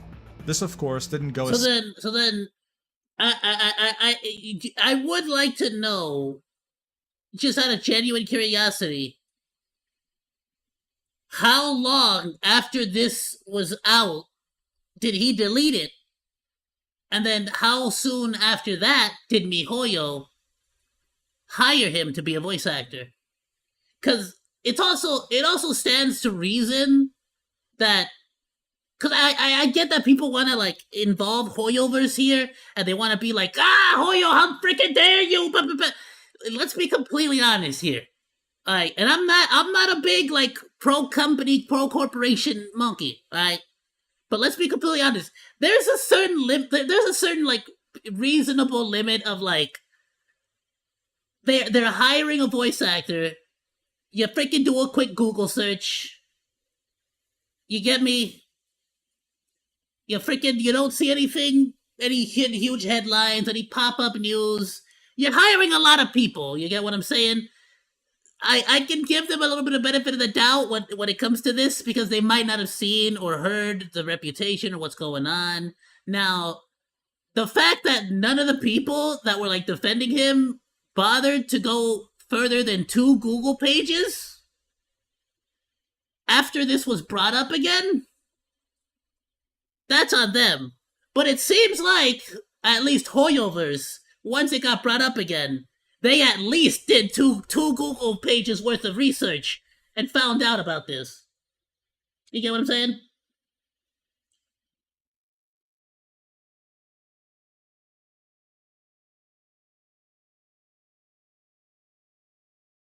He believes nothing he did was criminal. I love how I love how we're like pushing the goalpost further back now. You see, because we all know it's a shitty thing to do, and it's a terrible thing to do, and he's a garbage person for doing it. But now the goalpost it's been pushed back. Now it's not criminal. It's not illegal. It might still be illegal if they decide to pursue any charges and have any evidence. That's not like... That doesn't mean you're innocent of anything, okay? That doesn't mean you're morally incorrect because you didn't get arrested for it, bro. Smoothly as he had hoped. I'm sure he wanted to just make this apology and move on, but his ex wasn't just gonna let him get through this as easily as he thought. Amy replied, saying, I read your post. I read it at least 5 times, in fact, and I am not impressed. This is an apology for being a bad boyfriend, not an abusive boyfriend. Yes. Did you even notice that the words abusive or abuse don't even come up in your post? Of course you did. He used so much language to skirt around everything, bro. Such a bad apology. You're trying to pass this off as you being subpar at relationships and not the fact that you were emotionally abusive to me. You are dismissing the one thing people are concerned about.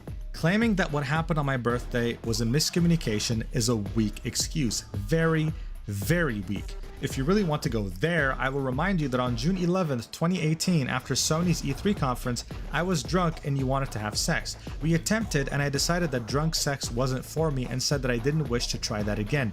That was a rule we established. Drunk sex is off the table, and yet, on my... Oh, nah, son. First of all, drunk sex is just begging to have a Chainsaw Man situation happen. I'm gonna be honest with everyone here. You're just asking to get vomit in your mouth. Like, just don't do it. Second of all, yeah, no, especially if it's been pre-established. Let me tell y'all something right now. Anything and everything you find out about your partner when it comes to sexy time, you better lock that in, baby. And I'm not talking about just consent stuff specifically, but if you find, like, even the little thing, you find out they have a particular tickler spot, you find out they got a specific spot that they're sensitive at, you gotta lock all that information into your dome. You got that needs to stay, that needs to all stay locked in there. All the do's and all the don'ts better be locked in like a freaking cage, bro. You gotta, like, that's one of the most important things to any relationship. Birthday. As an incel myself, I can tell you that this is the absolute #1 thing that you should be concerning yourself about in relationships. Later that year, you saw how intoxicated I was and thought you could try it anyway. Miscommunication? Yes, besides the fact that, it actually is a crime, No. To do that. I don't. The fact that she specifically told you it's off the table pretty much negates any, like, this is like as illegal as it gets. She specifically told you she is not okay. Like, there is a specific denial of consent here. Makes it incredibly illegal. Holy. And if he actually did something and she wanted to pursue charges, she would be well within her legal rights to do so. Man, am I the only one who feels awkward when a public couple has beef online and exposes all their intimate secrets? No? You do too? No way. We should be friends. Anyway, she then continues. I am such a gossipy little bee. I'm a gossipy little. I'm a little chismoso. I'm a little chismoso monkey. You completely glossed over the part about how you kept me hot. Because I hate I hate when things happen and you're just like, screw this, and then nobody else is mad about it, and you're like, freaking, yeah, you know what I mean? Hostage in your car in front of my office building. Out of everything, it should be more common sense. Yeah. That was honestly the most horrifying thing you did to me. You forced me to do something I didn't want to do. I was too afraid to leave the car and go back to work because I thought you would follow me out and scream at me the whole way for all my coworkers to see. You took advantage of me in a place that I had but no choice to give you what you want. Do you not understand how fucking wrong that is? Why didn't you talk about this in your apology? I guess you did something. You at least apologized for years of your extremely toxic behavior. And you see what I'm saying? He never actually... My doggos are back. I'm sorry about that. Ooh, I gotta be wrapping up soon. We still got a whole other half an hour video to go. But... he never actually admits to any actual wrongdoings. Never mentions anything. Just very generic apologies. And that's not actually taking responsibility. I see that and recognize it, but I'm still not impressed. You are not taking full responsibility as you say you are. This reads like a post-messy breakup sob story. It is plain to see you are doing damage control and are hoping you can escape by this pitiful response you call an apology for your abusive behavior. This is exactly what I was afraid of. You are not going to change. You know the truth and are choosing to hide it, hoping you can And I have to say this just to make it pretty clear. It's okay that the apology is a PR move, because innately it just is. That is... Oreo. No working. Deku. No. No working. Sorry, I don't know what's got into him. But innately, an apology is going to be a PR move. That is the purpose. It's to make amends. It's to give yourself a good reputation with the person you're apologizing to. And that's fine. We all know that. The fact that you kept bringing it up too just shows that that's the only thing you're concerned about. The fact that you apologize to the public instead of just focusing on apologizing to the victim shows that you're concerned about the public's opinion more than you're concerned about actually coming forward with the crime and taking responsibility for the crime. Like, your own apology shows your intentions. Barely get out of this by the skin of your teeth. Is this really all you have to say? I wish you would not just apologize to me, but to all those you've hurt. Both you and I know who they are. You said that you would do anything to make it up to me. This is it. Please change my mind. So, holy shit, man, she dropped a nuke on his ass, right? His apology was completely rendered to ashes. His entire thing, everything he wrote, was now meaningless. And this is a good point. When you go back and read this, and then read it was a what bad she had apology, written no matter here, what. all of a sudden you realize, wait a second, he didn't even mention half the things that occurred, and the ones he did mention, he definitely aimed to limit the details. Yes. So then, surprisingly, instead of ignoring her, he chose to reply. And he starts it off with, even in my wanting to set things right, I failed you yet again. I'm such a failure. Woe is me. Bro's like Jerry. Like actual, like Rick and Morty Jerry. Sorry. It's like, dude, you're 30 years old. What is this? What, a soap opera? A 15-year-old would write this. Come on, man, get to the point.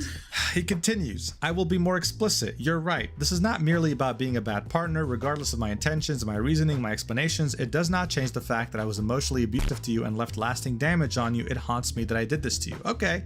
Progress. This is progress. He continues, I mean, it's better, but it's not apologize really... for not illustrating what I meant about your point regarding what I did during your birthday. Once again, I broke a boundary that you clearly set and I should have been aware of beyond a shadow of a doubt. I am mortified that I not only forgot the details of what happened, but that I ignorantly chose to not remember an important rule you had asked of me and made you incredibly uncomfortable and continue to destroy our trust. I am disgusted with myself over this particular point more than anything else.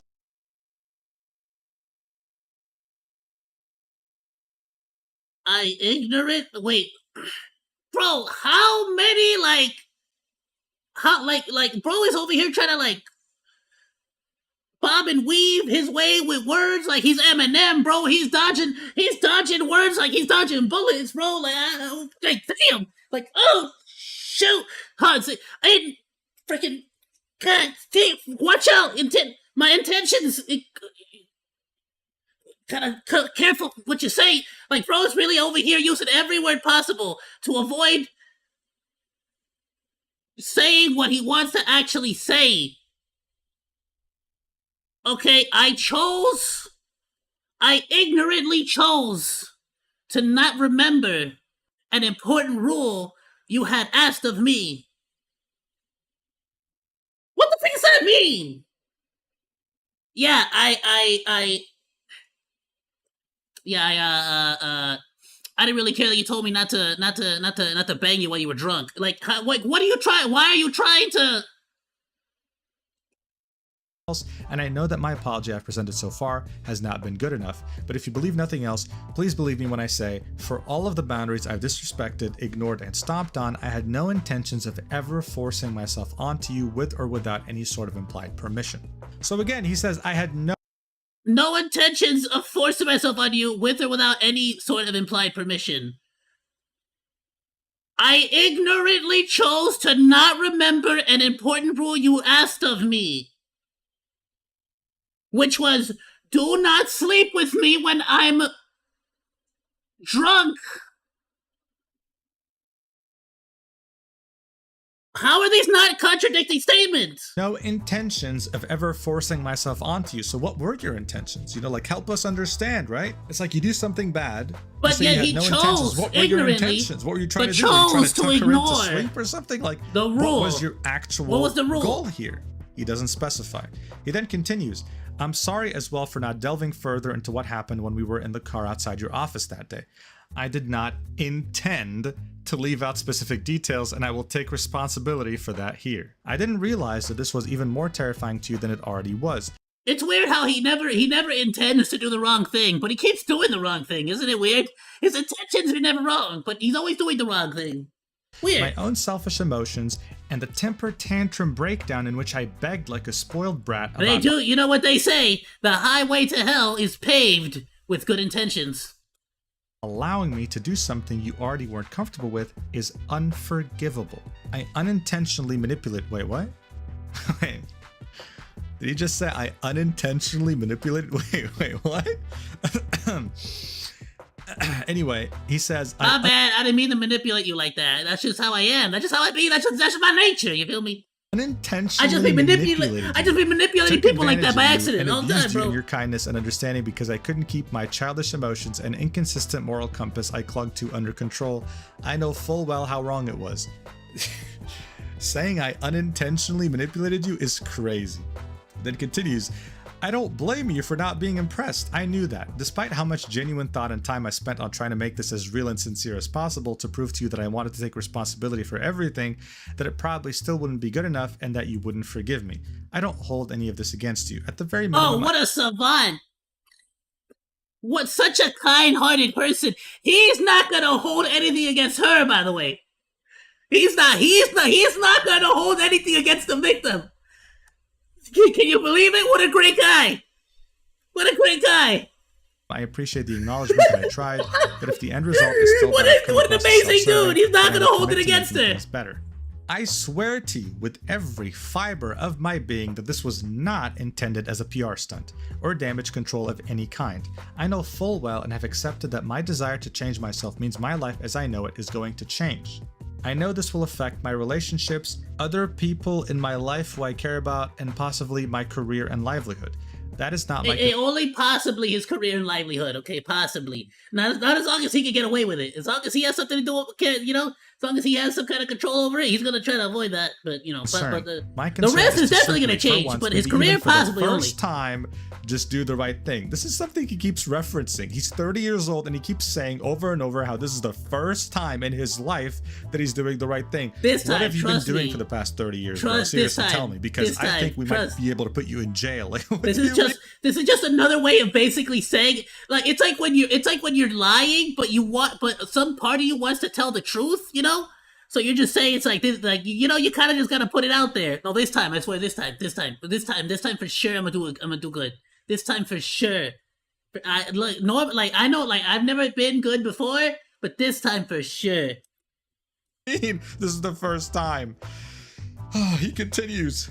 If I have not been explicit and open enough in all of this, I will reiterate. I was an emotionally abusive asshole to you, a person who I claim to love. I committed thoughtless and ignorant actions against you through our entire relationship, and I'm sorry beyond all imagination for how I made you feel. I want to share one last thing, and I know this has a risk of coming off as selfish. Oh boy, here we go. But I want to be completely openly honest about everything. I had legitimate thoughts of wanting to kill myself last night. Dude, come on. Oh my god. Suicide is a very serious... You should absolutely bring that up with your therapist. Not to your victims. Not something topic, you should discuss okay? with your But victims. here's the thing. In his initial apology... Because you don't know if your victims are not going through the same thing. That is not something you want to discuss with your victims. You want to discuss that with your therapist. And frankly, it's inappropriate for you to bring up with your victims, being that you are the aggressor, and likely may have even caused similar situations to them or similar emotions for them to feel towards you. So you shouldn't be bringing it up to them. You should bring it up with your therapist. Like you he said you highlighted would. how he wanted to end his life twice, and now he's highlighting how he wants to end his life again. It's like, dude, listen. At a certain point, it becomes ridiculous. It's like, what, are you going to mention this in every post now, every time you're cornered? This really doesn't help his case. Here, let me give you an example real quick. Boogie2988 Oh, come on! I made the same exact comparison! had a crazy fall from grace, right? Made He's the one of the same OG exact YouTubers. comparison. He's been in a lot of controversy, but recently he tweeted out a crypto scam, supporting it. CoffeeZilla, an Yep. investigative YouTuber, reached out to him, asking him, hey man, are you aware this is a scam? Why are you doing this? And got Boogie called said, out well, real it's quick. because I have And he did it anyways. He did it anyways. cancer. It then turned Knowing out that full the well it was a cancer scam. was fake. Surprise, surprise. He then got on a podcast with Keemstar and a couple other people, and he got cornered. What happened then, you ask? Well, check this out. Near the end of the podcast, I honestly was discussing this particular situation with Boogie298 today, but frankly, two major reasons I didn't do that. One is I want to start focusing a lot more in the VTuber community and the VTuber world. So Mugen, and some of my favorite gacha games, voice actors and stuff. Which is voice acting. It's what I care about. It's what I'm passionate about. It's voice acting. And so,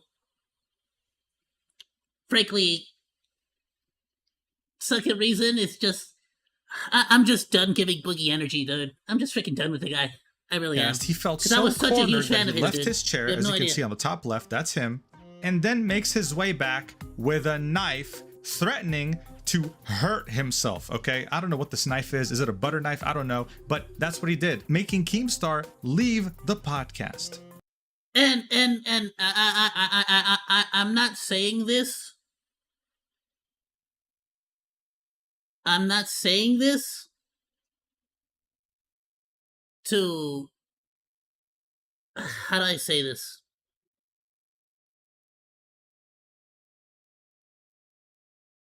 At any point in time, I'm going to say this, at any point in time, Buggy could simply say, I messed up and I got greedy.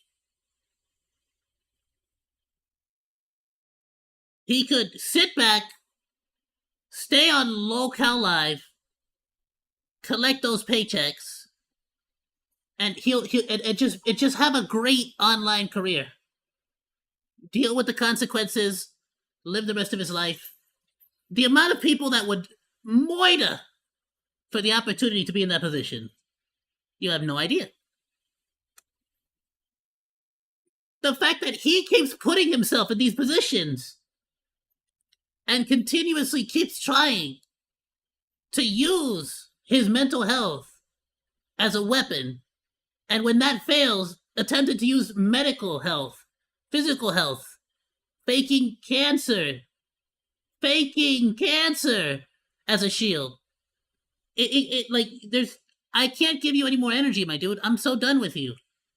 Was he actually gonna hurt himself? Absolutely not. Did he get the reaction he was looking for? Yes. The problem of always... To be fair, though, we should always treat these, even if there is, it's the whole Batman situation, even if there's a 5% chance that he may do it, we should treat it as a 100% chance. And the fact that he threatened that, I do believe the authorities should have been called, and there should have been like people there. You get me? I do believe the authority. Like if I was Keemstar as his employer, I would have contacted the authorities. I would have had a wellness check done on him. I would have contacted like this. There are services for that will go out there, even if it's in another state. They will go out there and they will do a wellness check. They will make sure that he is on a living watch. Let's just say for YouTube's sake, I'm saying it that way. Saying you wanted to end your life. Look, it sucks. All right, and of course I can empathize, but at the same time, you genuinely did not have to mention this again. But it just seems like your ex was cornering your ass over your apology, coming in with a vengeance, and you felt so cornered over the fact that it was a half apology on your end that you had to just mention this again. People are very well aware of the strength this phrase has, like, oh, I tried to end my life. Everyone all of a sudden takes a step back and is like, oh no, we don't want that to happen. Wait. Maybe we can figure it out another way. Maybe we were too harsh on him. Because look, the truth of the matter is, yes, I laughed when I read this, okay? If he were to actually end his life tomorrow, I would be seen as a horrible person. That's what they're banking on when they say things like this. The fear that if he were to actually do it, I would look terrible. So I have to believe him and lay off and not give him any consequences. But while I would not want... I need to make sure this is very clear as well, that while it is entirely... I do believe the appropriate response or the appropriate way to handle this is to take it seriously, take it seriously, and definitely take it with all the respect that it deserves. And if anybody that knows him personally sees this or is watching, they should do a wellness check on him. However, this does not in any way, shape, or form excuse or act as a shield for his actions. In no way is it relevant to the discussion. We should be treating it with all the respect and all the seriousness that it deserves, but in no way is it relevant to the discussion, and in no way does it excuse any of his actions. Do you understand me? And that's something that we all need to understand. You get me? Want him to end his life, or anyone for that matter. As difficult I as still it is have to call discuss this that out topic, and say that this was so unnecessary to mention. Like, why are you mentioning this? If not for pity points, why is this here? You know, when I first started making this video, I wanted to stay neutral, but dude, what's the point, man? With things like this, what's the point? This is really stupid. 30-year-old man, by the way. Anyway, he continues, not because I wanted to take the easy way out or give up, but because I was so conflicted over if this was truly the right thing to do or not, and if it was actually a real sign of me wanting to change and be better. I needed to have a friend over to watch me, and I fully intend to see my therapist again soon to talk about all of my issues. That's the first problem. What do you mean you intend to see your therapist again soon? Terrible. No. How is there not already an appointment set? No. Yeah, bro. I'll get to the gym right now. Tomorrow, Monday. I'll get to the gym on Monday, brother. Jeez, my suicidal thoughts, my treatment in general, my temper, and my journey I need to continue on to finally be a decent human being. Again, I know this part of what I'm saying is about me and therefore to some extent selfish, but I swear this is about honesty and transparency about my intentions to set things right. Again, this whole paragraph, okay? You could delete it. It wouldn't matter. It wouldn't change anything, right? If anything, actually having this in your reply makes you look worse, like you're farming for pity. And as far as I can tell, that's exactly what you're doing. He continues, I'm going to apologize to all of the people I've hurt. I'm not expecting to change your mind in the process, nor is this solely for the sake of making it up to you alone. I will do whatever it takes to fix my mistakes. Thank you again for taking the time to read. So this whole thing was a roller coaster ride, right? And it prompted many people to see this and think, oh, this guy's a manipulator with the way he talks. He references the things that his ex-girlfriend is talking about in a very vague way, almost undermining them. And to many, this didn't really feel like an apology. Of course, in the grand scheme of things, this doesn't matter. What matters is what the victim thinks. And yeah, His ex-girlfriend Amy did not really see this as an apology. She saw this as very weak and that he could do way better. He then went on to apologize to other people, as I mentioned. I'm gonna sum those up really quickly in an effort to not have this video end up being 6 hours long, but I still want you to have some. Mine's running on. I'm at 2 hours already, Mujin. What are you concerned about, brother? Somewhat of a full picture on the scale. I'm going for 3! Audrey Carr is one of his exes. He says he's been a terrible partner to them. Because I also gotta end the stream. And he vaguely references the things he did, kind of similar to Amy, where he put a lot of stress and anxiety on her and didn't treat her with the love she treated him. Interestingly enough, this is someone who forgave him after their relationship, but then grew to distance themselves from him again because of anything and everything to minimize it, bro. It's basically the plan. Anything and everything, because it, and that's how you can tell that he's not genuine about any of it. It really is all just a PR move, because he can't even use direct actual words, besides the fact that he deleted all of this. Everything that we're reading right now has been deleted, but he can't directly state any of his actual crimes. He always has to skirt around him or figure out some kind of creative way to talk around it. Another person here was Kaylin Denton. Someone who had annoying. stated previously I can that only Chris imagine the frustration that his ex he is feeling. For being extremely toxic, very unpleasant to be around, an absolute egomaniac, etc. I don't care. I'm freaking dissociated from it. I got nothing to do with it. I don't really freaking. But if you get what I'm saying, I can only imagine how pissed off she is about it. He responded to this. You can't see this here, but you can see this on this website. I don't even know what this is, but thank you to my viewer Vampishmick Mick who sent it to me. Otherwise, I would have never found it. What we can find here is Kaylin responding to this whole apology and saying, the fact that you had to unblock me for me to even be able to respond to this post should be a good indicator as to how this apology landed on my ears. He then says, thank you for apologizing to me, but I'm also a person who doesn't need an apology, not from you. Wait, so he apologized to her, but had her blocked? How's she gonna get your apology then? I called you on all of this ages ago, and I knew I was right then. Your confirmation of that fact now does little to impress. He then goes on to say that this was a first good step, but he had many, many things left to do to truly. I mean, to be fair, right? I'd probably do something stupid like that too.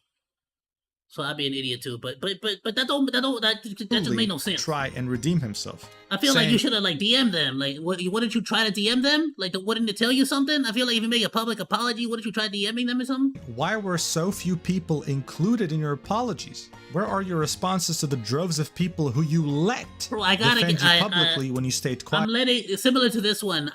There are certain situations happening right now. For example, the Mr. Beast situation that I do want to discuss on a Monday Monkey morning, but I kind of want to let them play out a little bit and just see what happens.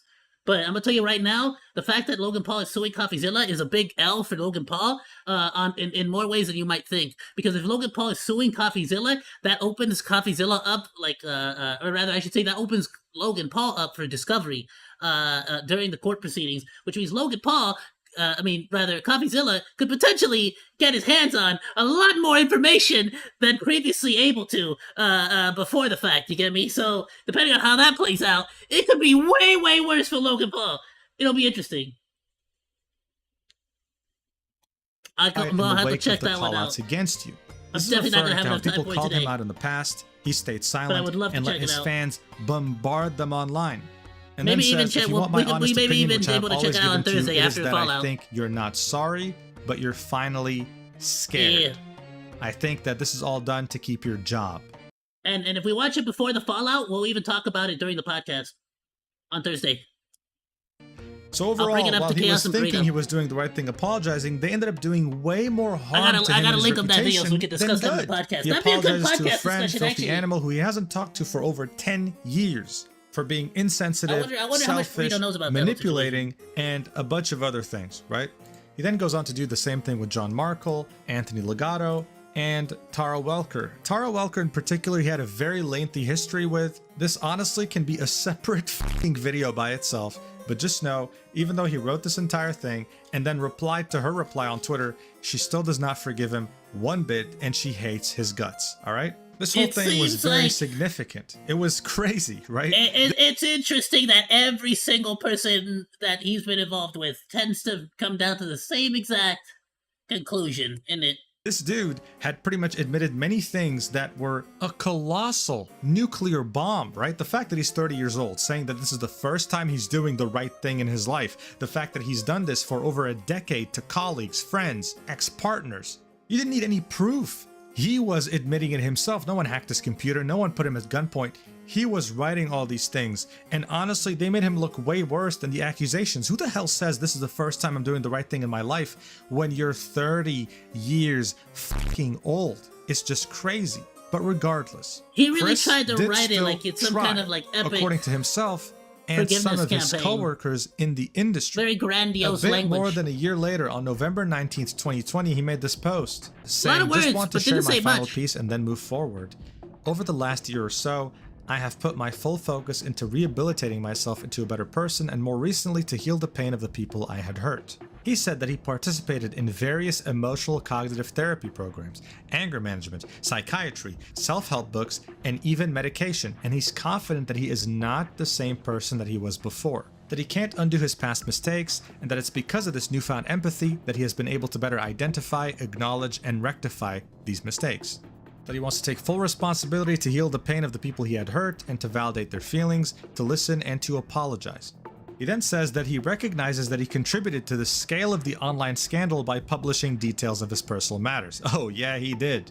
That he communicated reactively and emotionally and was at times even hyperbolic with his words. As a result, he says that he allowed the internet to distort the truth, which not only resulted in personal suffering, but created suffering for others related to the situation by extension. So here he feels the need to rectify this point, to really make it clear, I have never raped anyone, I have never beaten anyone, I have never stolen money or jobs from someone else. For all of the mistakes I've made, I am not a criminal, period. He ends it by saying, I'm still working hard to improve. I am not who I was a year ago. I am capable of change. I am not beyond redemption. I am worthy of living. I am not going to give up. I am going to keep going. So some other voice actors that even I recognize came out in support of him, right? Saying things like, I've seen how much you've changed and I'm so proud of the work you've put in. You know, Aiden Rudd, for example, is someone who voices Sam in Honkai Star Rail. Some of his fans are also very proud of him. And some other people couldn't believe a single word he said. They still were against him, no matter what. You also had Zeno Robinson, who had voiced in some big productions as well.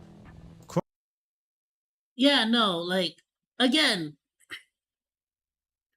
he's getting hung up on the fact that he hasn't, quote unquote, been arrested or for committing a crime. When it's like, that's not why people are pissed. That's not why I personally think you're a terrible person. I'm genuinely just sympathetic towards your ex, who genuinely on her birthday had to worry about the fact that while she gets drunk, because she freaking wants to party on her birthday, she has to be concerned about getting R-worded by her boyfriend. Even after she has explicitly told him that she does not consent to being touched while intoxicated. That right there, the sympathy I have for her being in that situation, as someone who can't even begin to imagine what it must feel like to be in that situation. As a man, I can't imagine being put into that position and feeling like a sense of unease. Like, man, I can't even enjoy. Like, can you imagine how sour the beer must taste? Unless you like the sour, unless you want a sour beer. But you get what I'm saying? You know how, in Spanish we say se me amarga, la comida en la boca. The food or the drink, la bebida, like, it sours in my mouth because I can't drink it or eat it comfortably. I can't enjoy my birthday comfortably because I have this, like, nagging, like, thing in the back of my brain. It's like, well, if I get too freaking drunk, the guy who I'm supposed to have full confidence in and be comfortable with, my boyfriend, could freaking R-word me while I'm intoxicated. Like, that sounds like torture. It sounds like no kind of way to live. That's why people are pissed off at you, brother. It has nothing to do with you getting, like, it's not like because the police hasn't showed up to write you a ticket. Oh, well, there you go. Nothing wrong with Chris that, has been is working there? incredibly hard to make amends, Come heal, on, and bro. improve. I've watched him try to answer every single person he's hurt and really, really try to do better. He's definitely made huge mistakes, but maybe this can help clarify some things and help him start over. And I should mention and I feel like I don't know to what degree they supported him, but I only hope that they also did their own research. Like, that's one of those things that no matter what, you should never, ever, ever, ever make a statement defending or attacking anyone until you got all the facts. Your only response should be, I don't know the whole situation. I'm gonna look into it myself and I'll get back to you. I don't know. Hey, I work for MiHoYo. I don't work for freaking homeboy, Chris. That's it. He's my coworker. I don't know what's happening in his life or what he's doing. I just work with the guy. Let me look into it, and if I have something to say, I'll say it. Otherwise, don't. It's got nothing to do with me and my line of work. I show up and I read the script. Like, there was no. You get me? Even if I know you like that, I'm still. I'm sorry. Even if I know you like you my boy, like, I'm just gonna tell you straight up. Like, hey, bro. Like, there's business and then there's friendship. Like, I'm gonna look into it. And depending on what happens, it could end both relationships. But like, I'm not gonna be putting out no statements until I know all the facts. Like, just don't say nothing. You get what I'm saying? If Sunday's VA would have just like shut up, waited until he got all the facts, and then made then made a statement after that, I'm sure it would have gone better. But maybe you just don't make a statement at all. Maybe you just mind your damn business. Just do a voice for the video game. We're here for waifus on Honkai Star Rail. We're not here for this. You get what I'm saying? Nobody cares. One of the people Nobody that cares was about of this Holiday's voice Alejandro actor's opinion Saab, on this. aka Ayoo. The tweet isn't there anymore though, it was deleted. He explains that in his VOD, which we'll get to later. In any case, after this post, he This is between Chris and the victims. Slowly started making his comeback to the voice acting industry. While the online community wasn't fully convinced, it seemed that his coworkers But at the same time, I do feel it is important to speak up on it, you know? So maybe I'm a hypocrite in that case. and employers were. Now, is that because he told them the whole truth, or is that because he left some things out? I don't know. I don't know, but he was making his comeback regardless. Looking at his IMDb, ever since 2019, he's had minor roles. Oh, he was in for the Dr. most part. Stone? You know, he was an NPC in Genshin Impact in 2020, was in a few roles in 2021, but then truly made his comeback in 2022, right? So a couple of years ago. Oh, he was in River a few City Girls. animes, and then in 2023 was also in quite a few animes up until his big break, which was even Black Honkai Clover. Star Rail. Guys, you have to understand. The reason why this is a very That's big deal the big break. Oh, damn. Throwing shade at Black Clover. Okay, damn. All right, like that? is because many voice Like actors that, have Mugen? actually made their Like that? entire careers over being in I a know playable Black game, Clover's whether it be mid, but, Genshin like, Impact, it's Honkai still Star Rail, or good. now Zenless Zone Zero. These games are Kinda. a very big I deal. kinda fell They off have after taken after voice the- actors from after being the- regular the- voice the- actors to public court personalities, hearing, the people who judgment can or whatever, stream, make but they were YouTube like, ooh, he a videos, devil. people with a following, celebrities. This is a very, very big deal. To be fair, though, for me, personally, right now, bro, if I had any role, you don't understand, any role in Honkai Star Rail, in Zenless Zone, in Wuthering Waves, in Nikke, in any of if I had any kind of role in any of them, even as a side character, I would lose my mind! So after That all would be these the years in highlight of my career, 2024, this signified his full Yeah, I don't understand. Being in an anime and being in a video game are like my top bucket list, like my wish list, bro. comeback into the voice acting industry. But of course, as But I feel like a lot of voice acting in movies and stuff is going to be getting replaced by AI. So that's why, like, I think the only way for voice acting to have a future in the industry is gonna be through like these sort of like celebrity voice actors type of situations, collaboration, so to speak. You get me? soon as that announcement was made, some people were starting to kind of question, wait a second, is that the same Chris Neosi I know? So news Really? articles were made You about knew him like that? referencing the things that we just saw, talking about them, but you know, with less detail. That's where I come in to give you the full story, baby. Hell yeah. This is where things get very nasty and very tricky. A day after Sorry, they're getting impatient Lowe's 'cause I was normally announced for Honkai pause. Star Rail, I'm normally Sayoo done with tweets the stream by out, this just point. got back on Twitter, okay, serious talk I'll take tomorrow you on out in a stream, moment, baby. love you guys. So around 14 minutes in I his keep forgetting he's Sayoo, by the way. I fully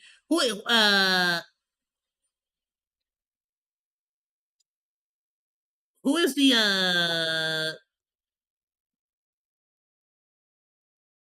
Amelie? I'm an idiot. There you go.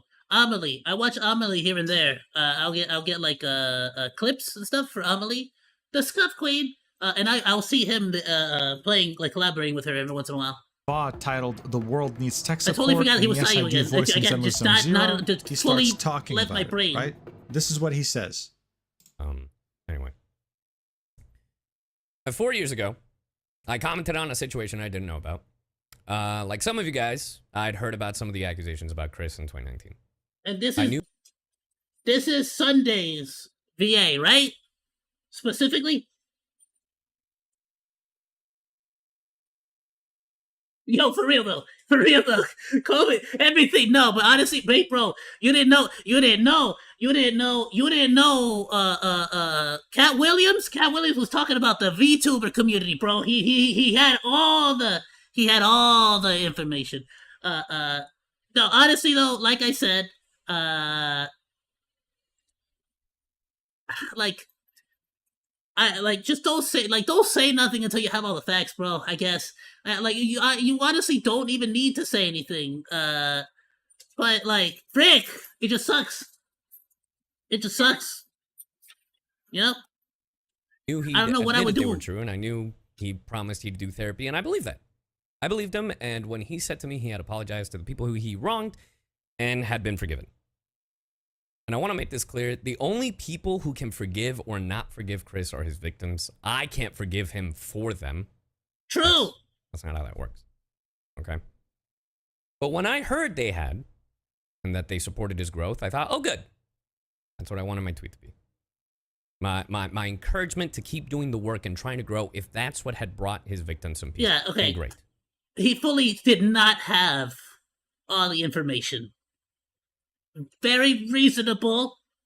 And it seems like he's very much clearing the air here. Got it. I posted it. And then I didn't keep a close eye on the situation at all. I can't really fault him.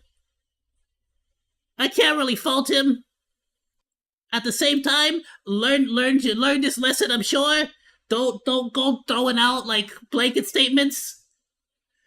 Good intentions as they may be. It just, you gotta get all the facts straight before you say anything.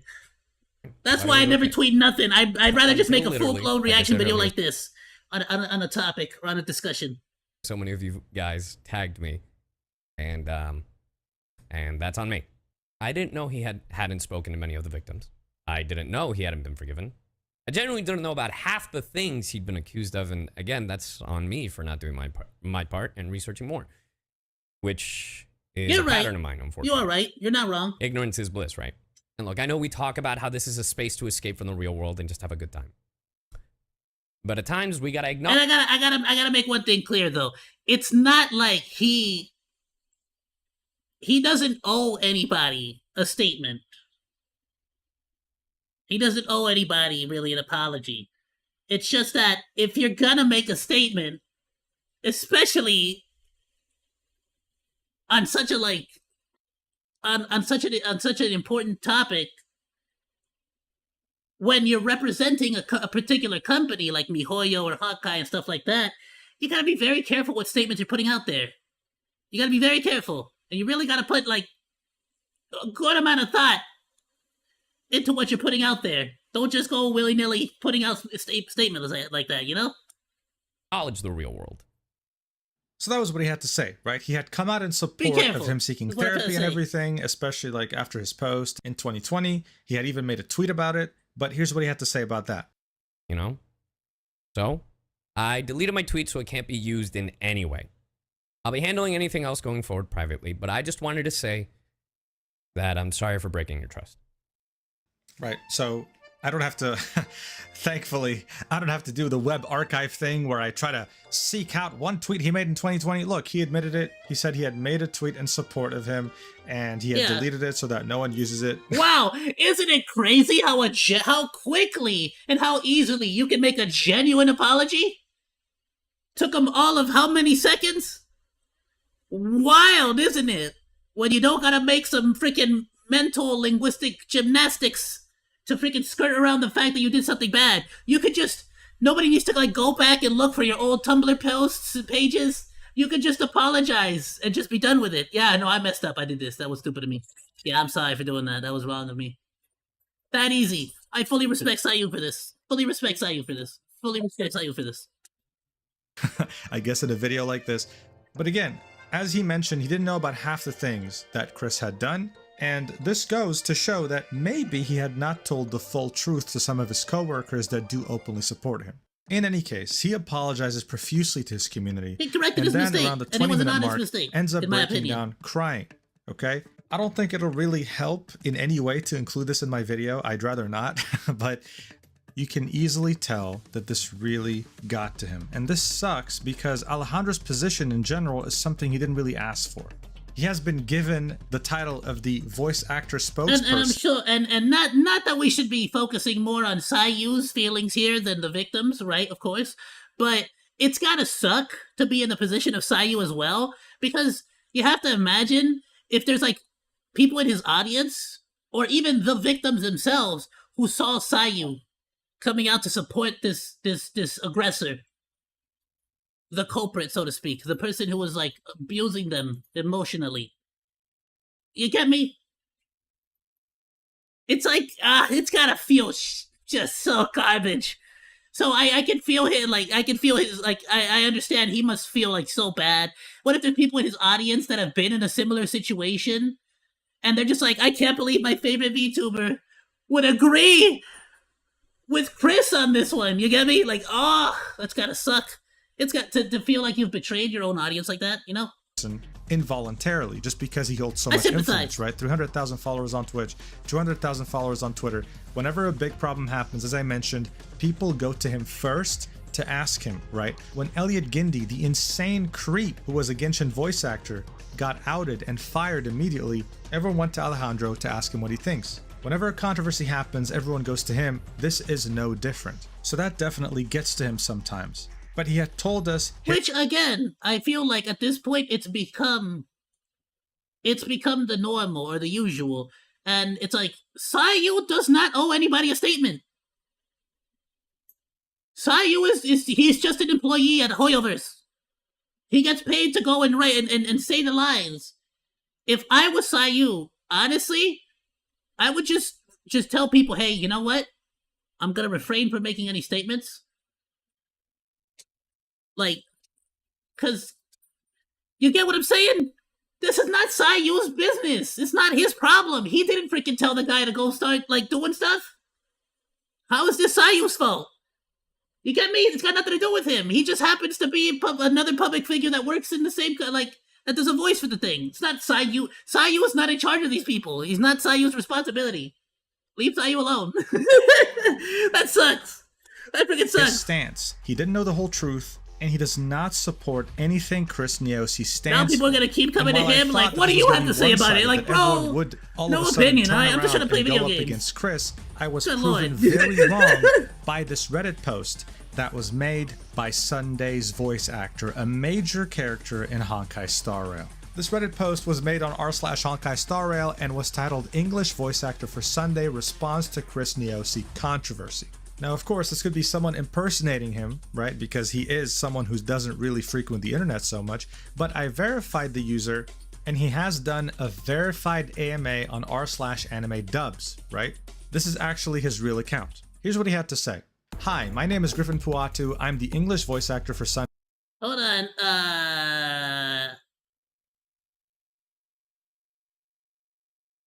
that was Sunday's voice actor? That was Ayoo. Is Ayoo okay with his face being out there? Do we want to censor that? Sunday and HSR. I can censor that myself here regarding the Chris Neosi situation. Is Ayoo okay with his public image being out? I'm sure people can look it up. It's public information, but and more.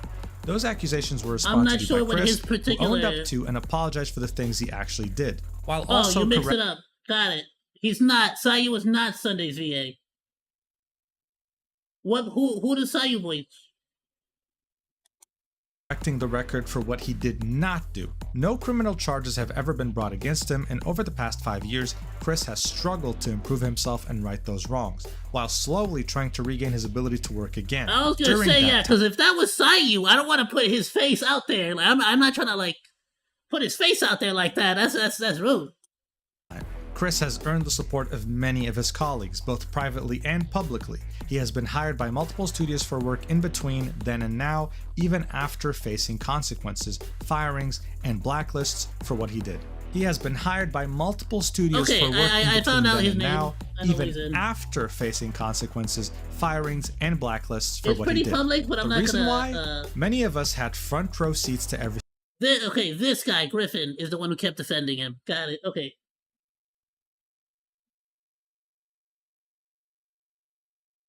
Okay, I don't know if he's okay with his name being out there. I'm not going to say his name because I don't know how much Ayoo makes public. But I see what his name is. I see what roles he's in. I'm not sure who he plays in Honkai. Let me see specifically.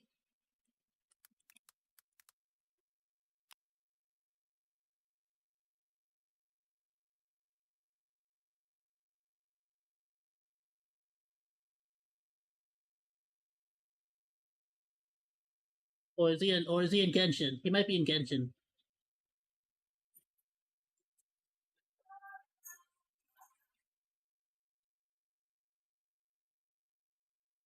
Do I voice anyone in Honkai?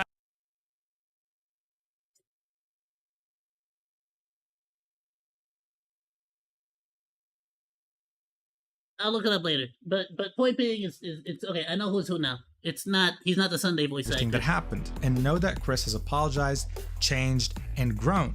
We are happy he is working again and gets to pursue a living for himself in an industry that he loves dearly. If the people hurt by Chris believe he is undeserving of forgiveness or that he hasn't changed at all, then that's on them.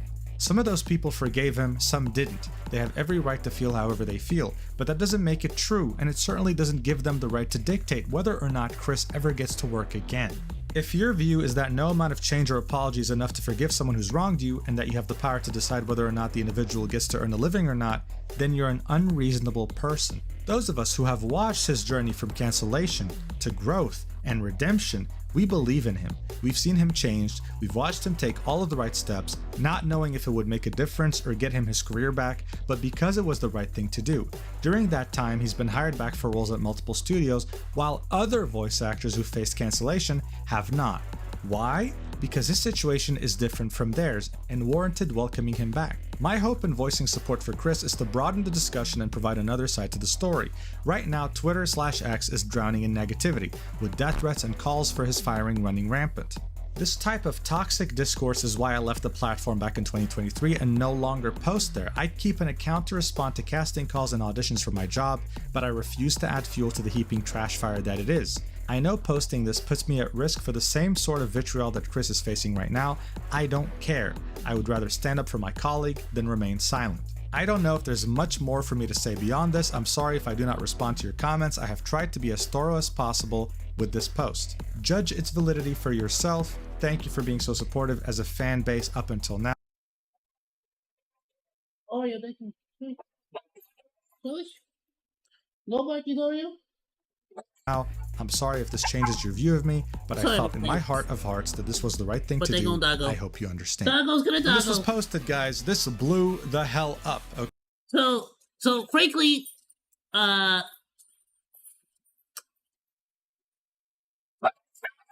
here's how this.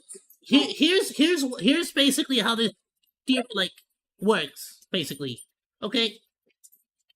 The victims don't get to decide whether Chris gets to work anymore, right? Okay. But they do decide whether his apologies were genuine or not. They do get to decide whether they want to accept the apologies or not. Now, Hoyoverse, on the other hand, they get to decide whether Chris gets to work anymore.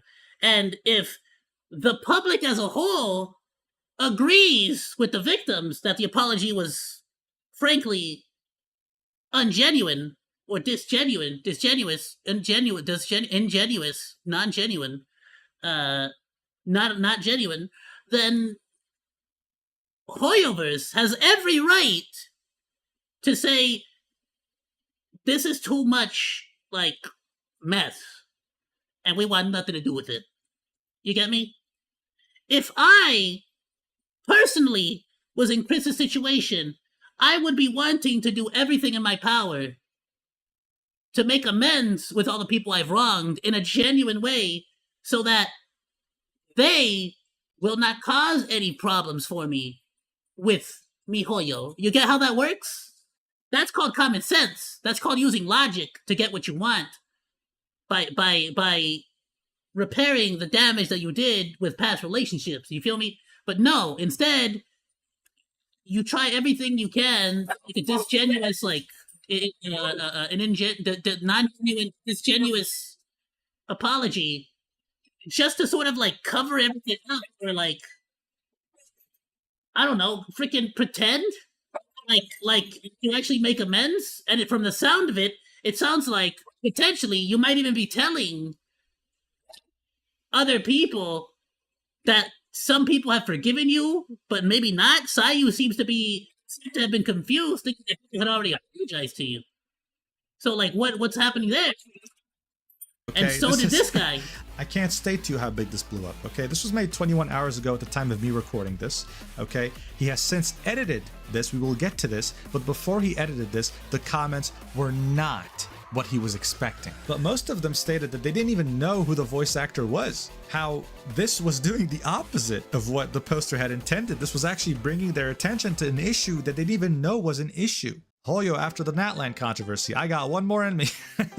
I wanted to make a video about the Natland controversy, but, this was definitely higher on the priority list, I think. Hi, Mr. Griffin. I'd like to just say that in most industries, it's considered wildly unprofessional to use a company platform as your personal soapbox, aka saying, hey guys, this is Sunday's voice actor speaking. If your secret purpose was to raise awareness and get people to stare shit against Chris, then good job, because it was definitely... Again, similar to Ayoo, you don't owe anybody a statement. You could just, like, stay away from it. But not only did you decide to make a statement, you decided to go double down on, like, defending the dude. Definitely not something I knew about until this post. And then you look at this. Muujin be like... I died, bro. I died when I saw this. At least Ayoo hey, shout out Fruit informed Punch himself. Samurai. Thank you, bro. Thank you. And then apologized for his Another response. 3-hour video for Muujin. You get me? Can't wait to be Bro, honest. I love doubling down over here. I love the HSR community. What the f? You guys are Another amazing. 3-hour video from Muujin.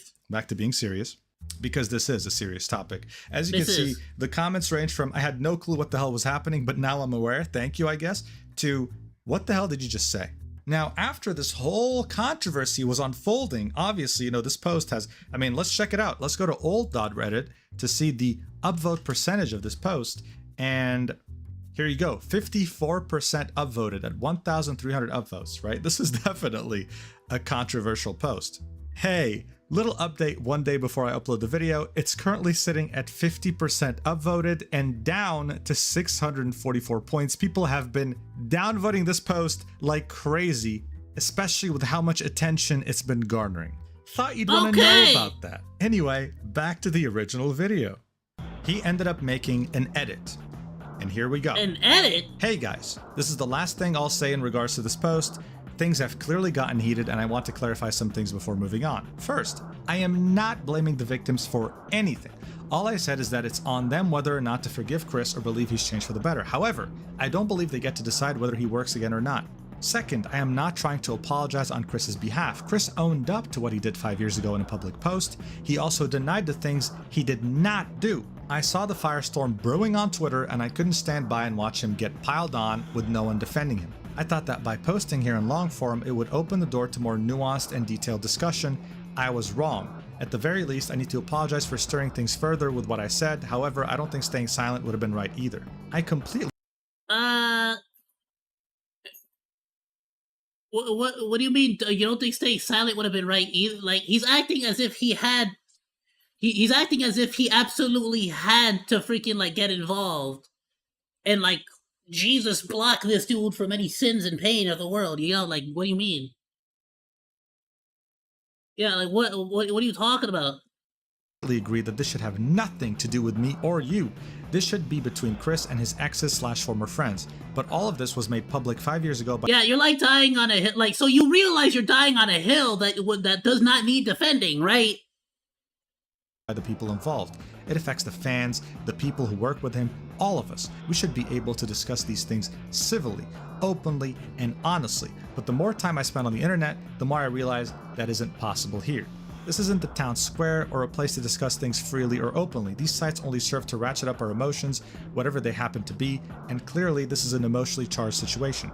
The truth is, none of us know each other. We all judge each other blindly, yet regard one another with the familiarity of a neighbor, friend, or enemy. And then ends it by saying, I wasn't trying to change anyone's opinion. I love how he can't really come up with a good defense for why he made the stupid statements he made.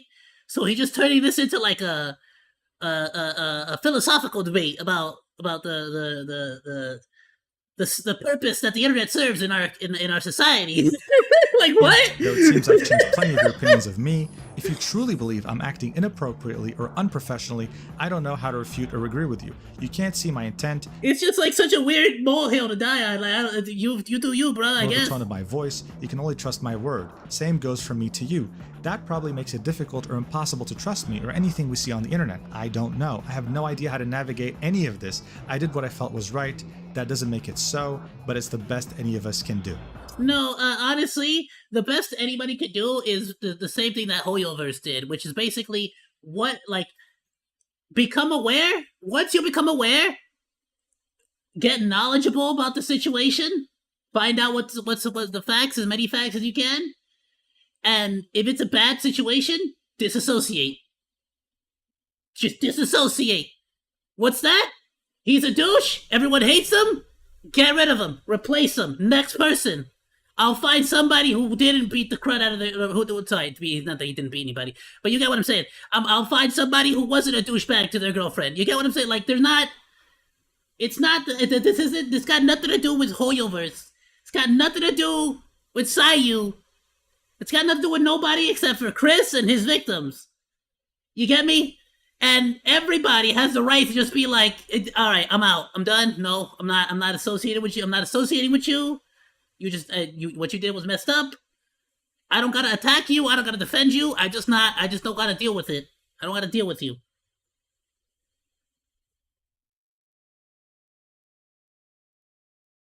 Yeah, no, I like, it's just such an unnecessary, like, it's an unnecessary thing to defend. I don't know. It's just weird. So look, one thing is obvious. Griffin was way outside of his element here, right? PR is a very... Like, the best thing you could say, in this particular case, if, like, you or Ayoo or whatever, it's basically, yeah, it's doing exactly what Ayoo did. That's the best case scenario. Even if you mess up, and accidentally defended the guy, you can just come out and say, hey, I wasn't fully aware of the full situation, and I'll do better. I'll do better in the future. That's it. Complicated thing. Public image and public relations, everything about this is an extremely tough nut to crack.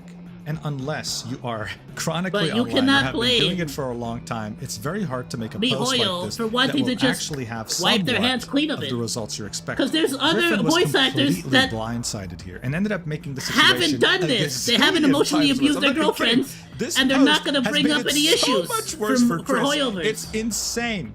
You have 786... You think Hoyoverse is concerned about your situation, sir? They got the next waifu coming out in a month. They don't got time to deal with you. We got 14 waifus lined up for the year. And we gotta get the ball rolling. Subreddit, and many of them who are online have been alerted to this. A lot of them had no clue about it beforehand.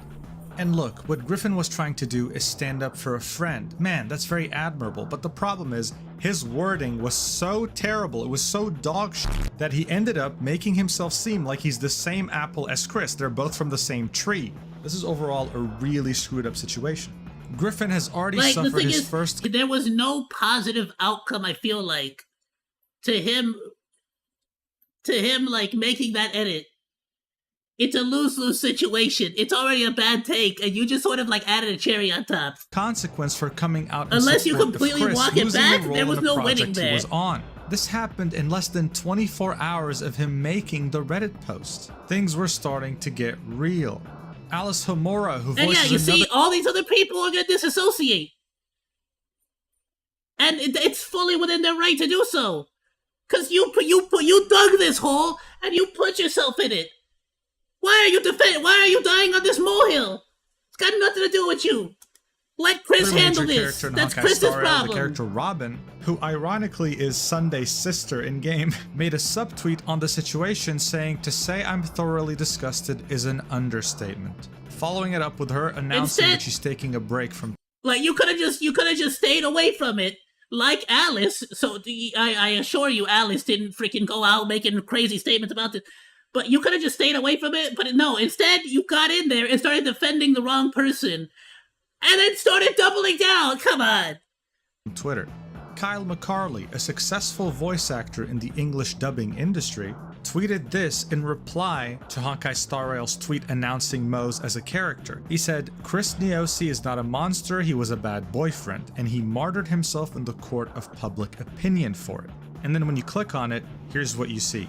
This post is from an account that no longer exists. That's right. He deleted his Twitter account shortly after. Yeah, this, because he knows that was a stupid statement. Did not help Chris. Just like that was a very Griffin's post stupid on statement. Reddit, this didn't help Chris, even if you wanted to defend him because you truly felt like that. That was so... What a way to minimize. What a way to minimize that. What a way to minimize the struggle of that person. You don't gotta make any of these statements, brother. Nobody took... Like Hoyoverse did not show up like, hey, here's your phone. You better tweet to defend this person. Nobody did. Nobody. Right why? Thing to do. This action right here, deleting your account. You got the job. You're voice acting in Honkai Star Rail. Just shut up. As soon as you got backlash in your replies, just be like Homer Simpson. Something happens, fade into the bushes. He had specified in his Discord got nothing to do with me. I didn't touch nobody. I didn't talk to nobody. I didn't got nothing to do with it. Culture That's has you. been getting out of hand, and that he didn't want I'll this see to you on the happen to next someone update. he's seen change so much over the years. But as I said, this really didn't help the situation, and not many people even got the chance to see what he said in Discord, real, so bro. does it really matter? Wow. Look, objectively speaking, this isn't just another case of someone being cancelled out of the blue. This isn't like South Korean cancel culture, right? Where someone's being canceled, people want to end their careers because they started dating someone, okay? Chris, over the years, had many people, co-workers, colleagues, friends, whatever, come out to say how toxic, how abusive, how unpleasant of a person he is. He chose to ignore all of them. And as far as we know, it didn't affect his career. Because guess what? It was he said, she said. There was no proof. And I think it's safe to say that in 2019, when Amy, his ex-girlfriend, wrote up the post calling him an abusive boyfriend, the same thing would have happened if he didn't respond, but he chose to respond. And in his response, he ended up making himself look a million times. Yeah, it feels to me, I personally feel like any reasonable person that reads all of this would come to the same conclusion. You get me? That Chris, frankly, is just not a great person. And that what he did was pretty bad. Now, we can sit here and argue whether he's genuine about trying to become a better person. You can have that opinion all you want. People are mad at these other voice actors, though, because they either try to minimize the victim's, like, feelings, the victim's, like, experience, or they try to, like, minimize the consequences of the abuse, or try to minimize what actually happened. And that's why people are mad. Like, because you didn't educate yourself at all before you came out and started making these statements. Like, it's not difficult to look into it a little bit before you make a statement, if you're going to make a statement, or just don't make a statement at all. It's that simple. Worse. This is simply about someone who was in a position of self-report power and chose to use that power to commit malicious deeds. Does that mean any logical person would read this and come to the conclusion this is a self-report, and that he's trying to, like, minimize it himself? It's pretty obvious. that he should never hold another job in his life? No. But But at the same time, would it be too crazy to assume that some people would just not want to have someone like that in their favorite game? I don't think so. And this leads me to Hoyoverse with their infinite budget and the infinite talent pool available to them for voice actors. It just really, really perplexes me as to why they would go with Chris out of all people. I do need to specify here though, this is not Hoyoverse's fault. This is the agency they hired. Yeah, this is I the was gonna studio say. or whatever that they chose to hire to pick out their talent. At a certain point, And again, there is I may be. Some people are gonna get mad at me, but at the end of the day, these are big companies looking to hire voice actors. They're trying to get stuff. They're not necessarily going the distance, the extra mile to check everyone's personal life and everyone's ex-beef. There's a reason why Chris deleted that Tumblr post. It's to keep it out of the front page. As long as it's not on the first page of Google posts. Do you really think Chris did not delete that Tumblr? Why do you think he deleted that Tumblr post? Because he wanted to keep it off. Because he knows that most people aren't gonna go that extra mile. You get what I'm saying? So I gotta say there's a reasonable amount of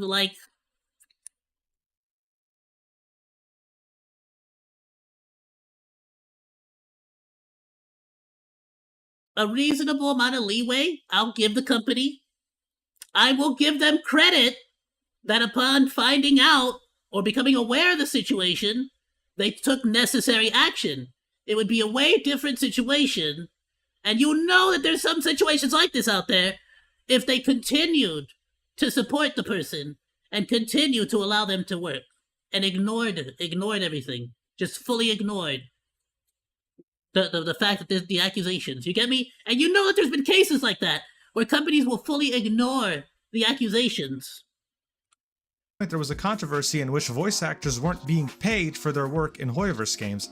Hoyoverse wasn't even aware of this. This was fully on the studio. But Absolutely. He's very concerned about his public image. It's very obvious.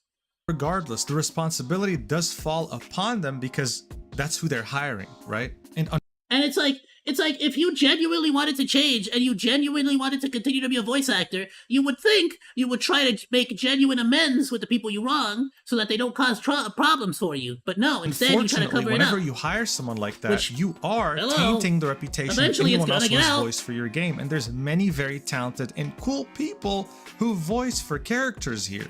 Why would you take this risk? Why would you do that to yourself? So they have to be very careful with this. Look, I find it admirable that even though it was a very big risk, you had friends of Chris who defended him throughout this whole thing. Sure. But my question is, were they doing it because they truly saw change over the years and truly recognized that this is a different person, or were they misled like Ayoo, who didn't even know half the stuff that Chris had done? I don't know. But I'm not about to send any hate brigades originating from this video, right? So we're not gonna sit here and theorycraft about that. It is completely up to you, the viewer watching right now. I'll theorycraft. I don't care. I'll do it. I think that it's a healthy amount of both. I think it's a healthy amount of them being sort of similar to Ayoo, them being misled, potentially believing a little bit of the copium, their own copium, potentially believing maybe what Chris might have said to them in private. You get what I'm saying?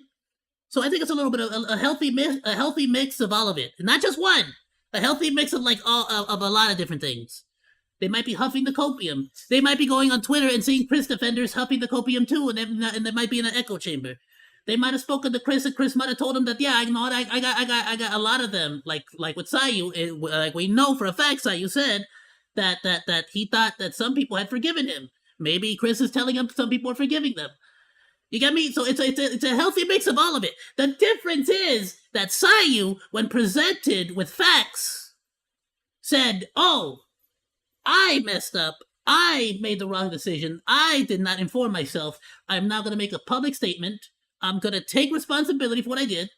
I'm going to apologize for it, and I'm going to move on and do better." And he is. Bam.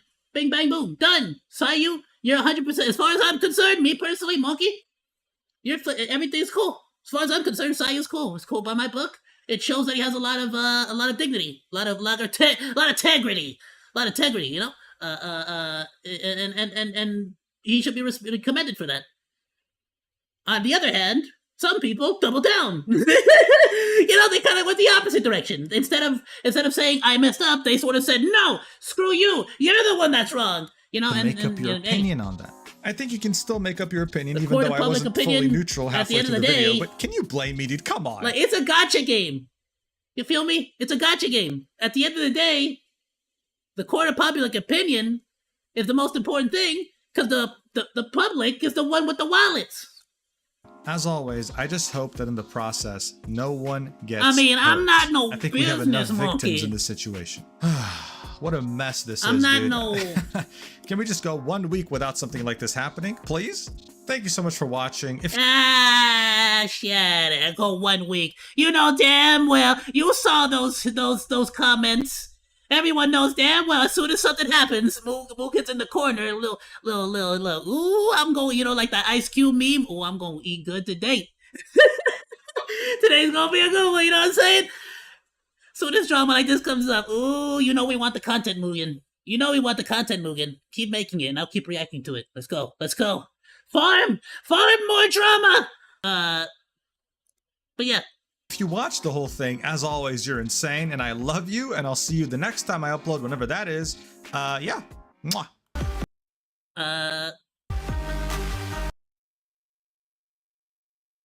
Lived for 30 years, but only now realized that drunk intercourse requires consent. My bad. I mean, what else can you say, bro? Is there a better freaking, like, way to tie a bow on it? There's nothing else to really discuss. We've said everything we had to say, of course, but in general,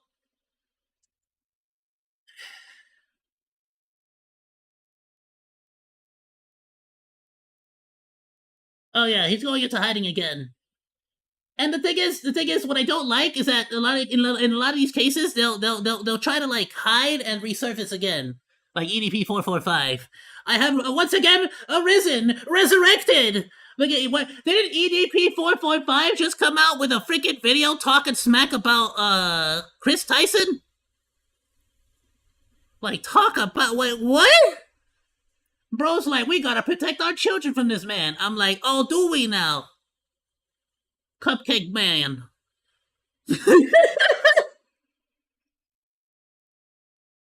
Oh my goodness, and bro was really calling out Tyson, like we gotta protect our children from this man. Good lord, oh my goodness, like, did you really think people forgot? Like, how, like what, like, do you in what world do you live that you think people are just gonna forget? So I guarantee you, Chris Boffer here, Chris Boffer, he gonna be back in some way in another video game somewhere. Now, whether he has a right to do that is between him and the company that wants to hire him. It's got nothing to do with me. But if I had to give final thoughts on this entire situation, because I gotta end the stream like right now. I'm like an hour and a half past time. My final thoughts.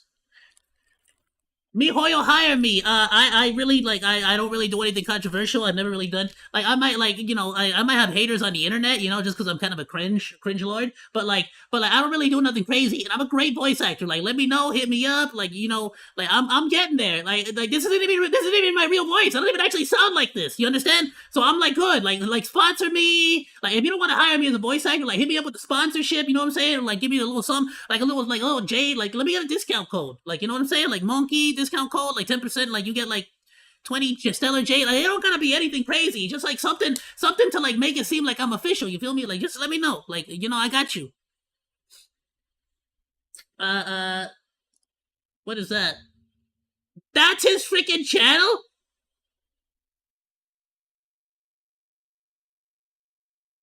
Get out of here. That's wild. Wait, I'm gonna have to look into that. I might bring that up on the podcast. Let me, I'm gonna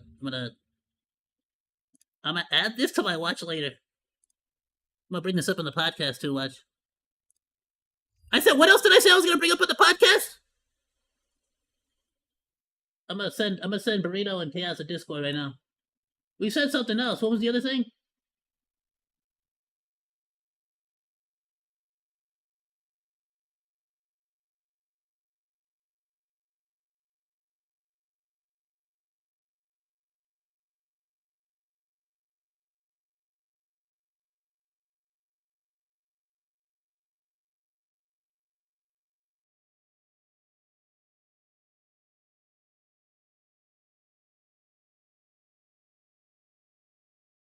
I'll figure it out later. I don't remember what it was. Oh, okay.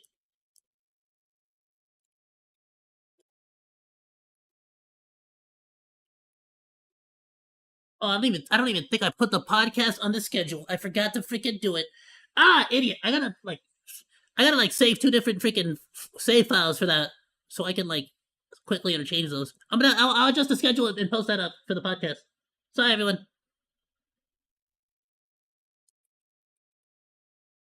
Alright, I'm gonna have to end it here. But seriously though, Hoyoverse, shout out, hit me up. I got you. I'll work for cheap, super cheap, super, I don't you don't even know how super cheap, bro. And I'll be streaming all the time. You let me know. I'll do sponsored streams. I'll sell out. I'll do everything. I'll freaking put a freaking logo of Honkai Star Rail at the top left or top right of the screen. I don't care. I'll sell out hard. You don't even understand how badly I need the money. Let's go. Hit me up. Let me know. Thank you all so much for joining me on today's live stream. Thank you all so much for joining in today's live stream. I promise you all I will definitely sell out as quickly as I can so that we can do more cool stuff.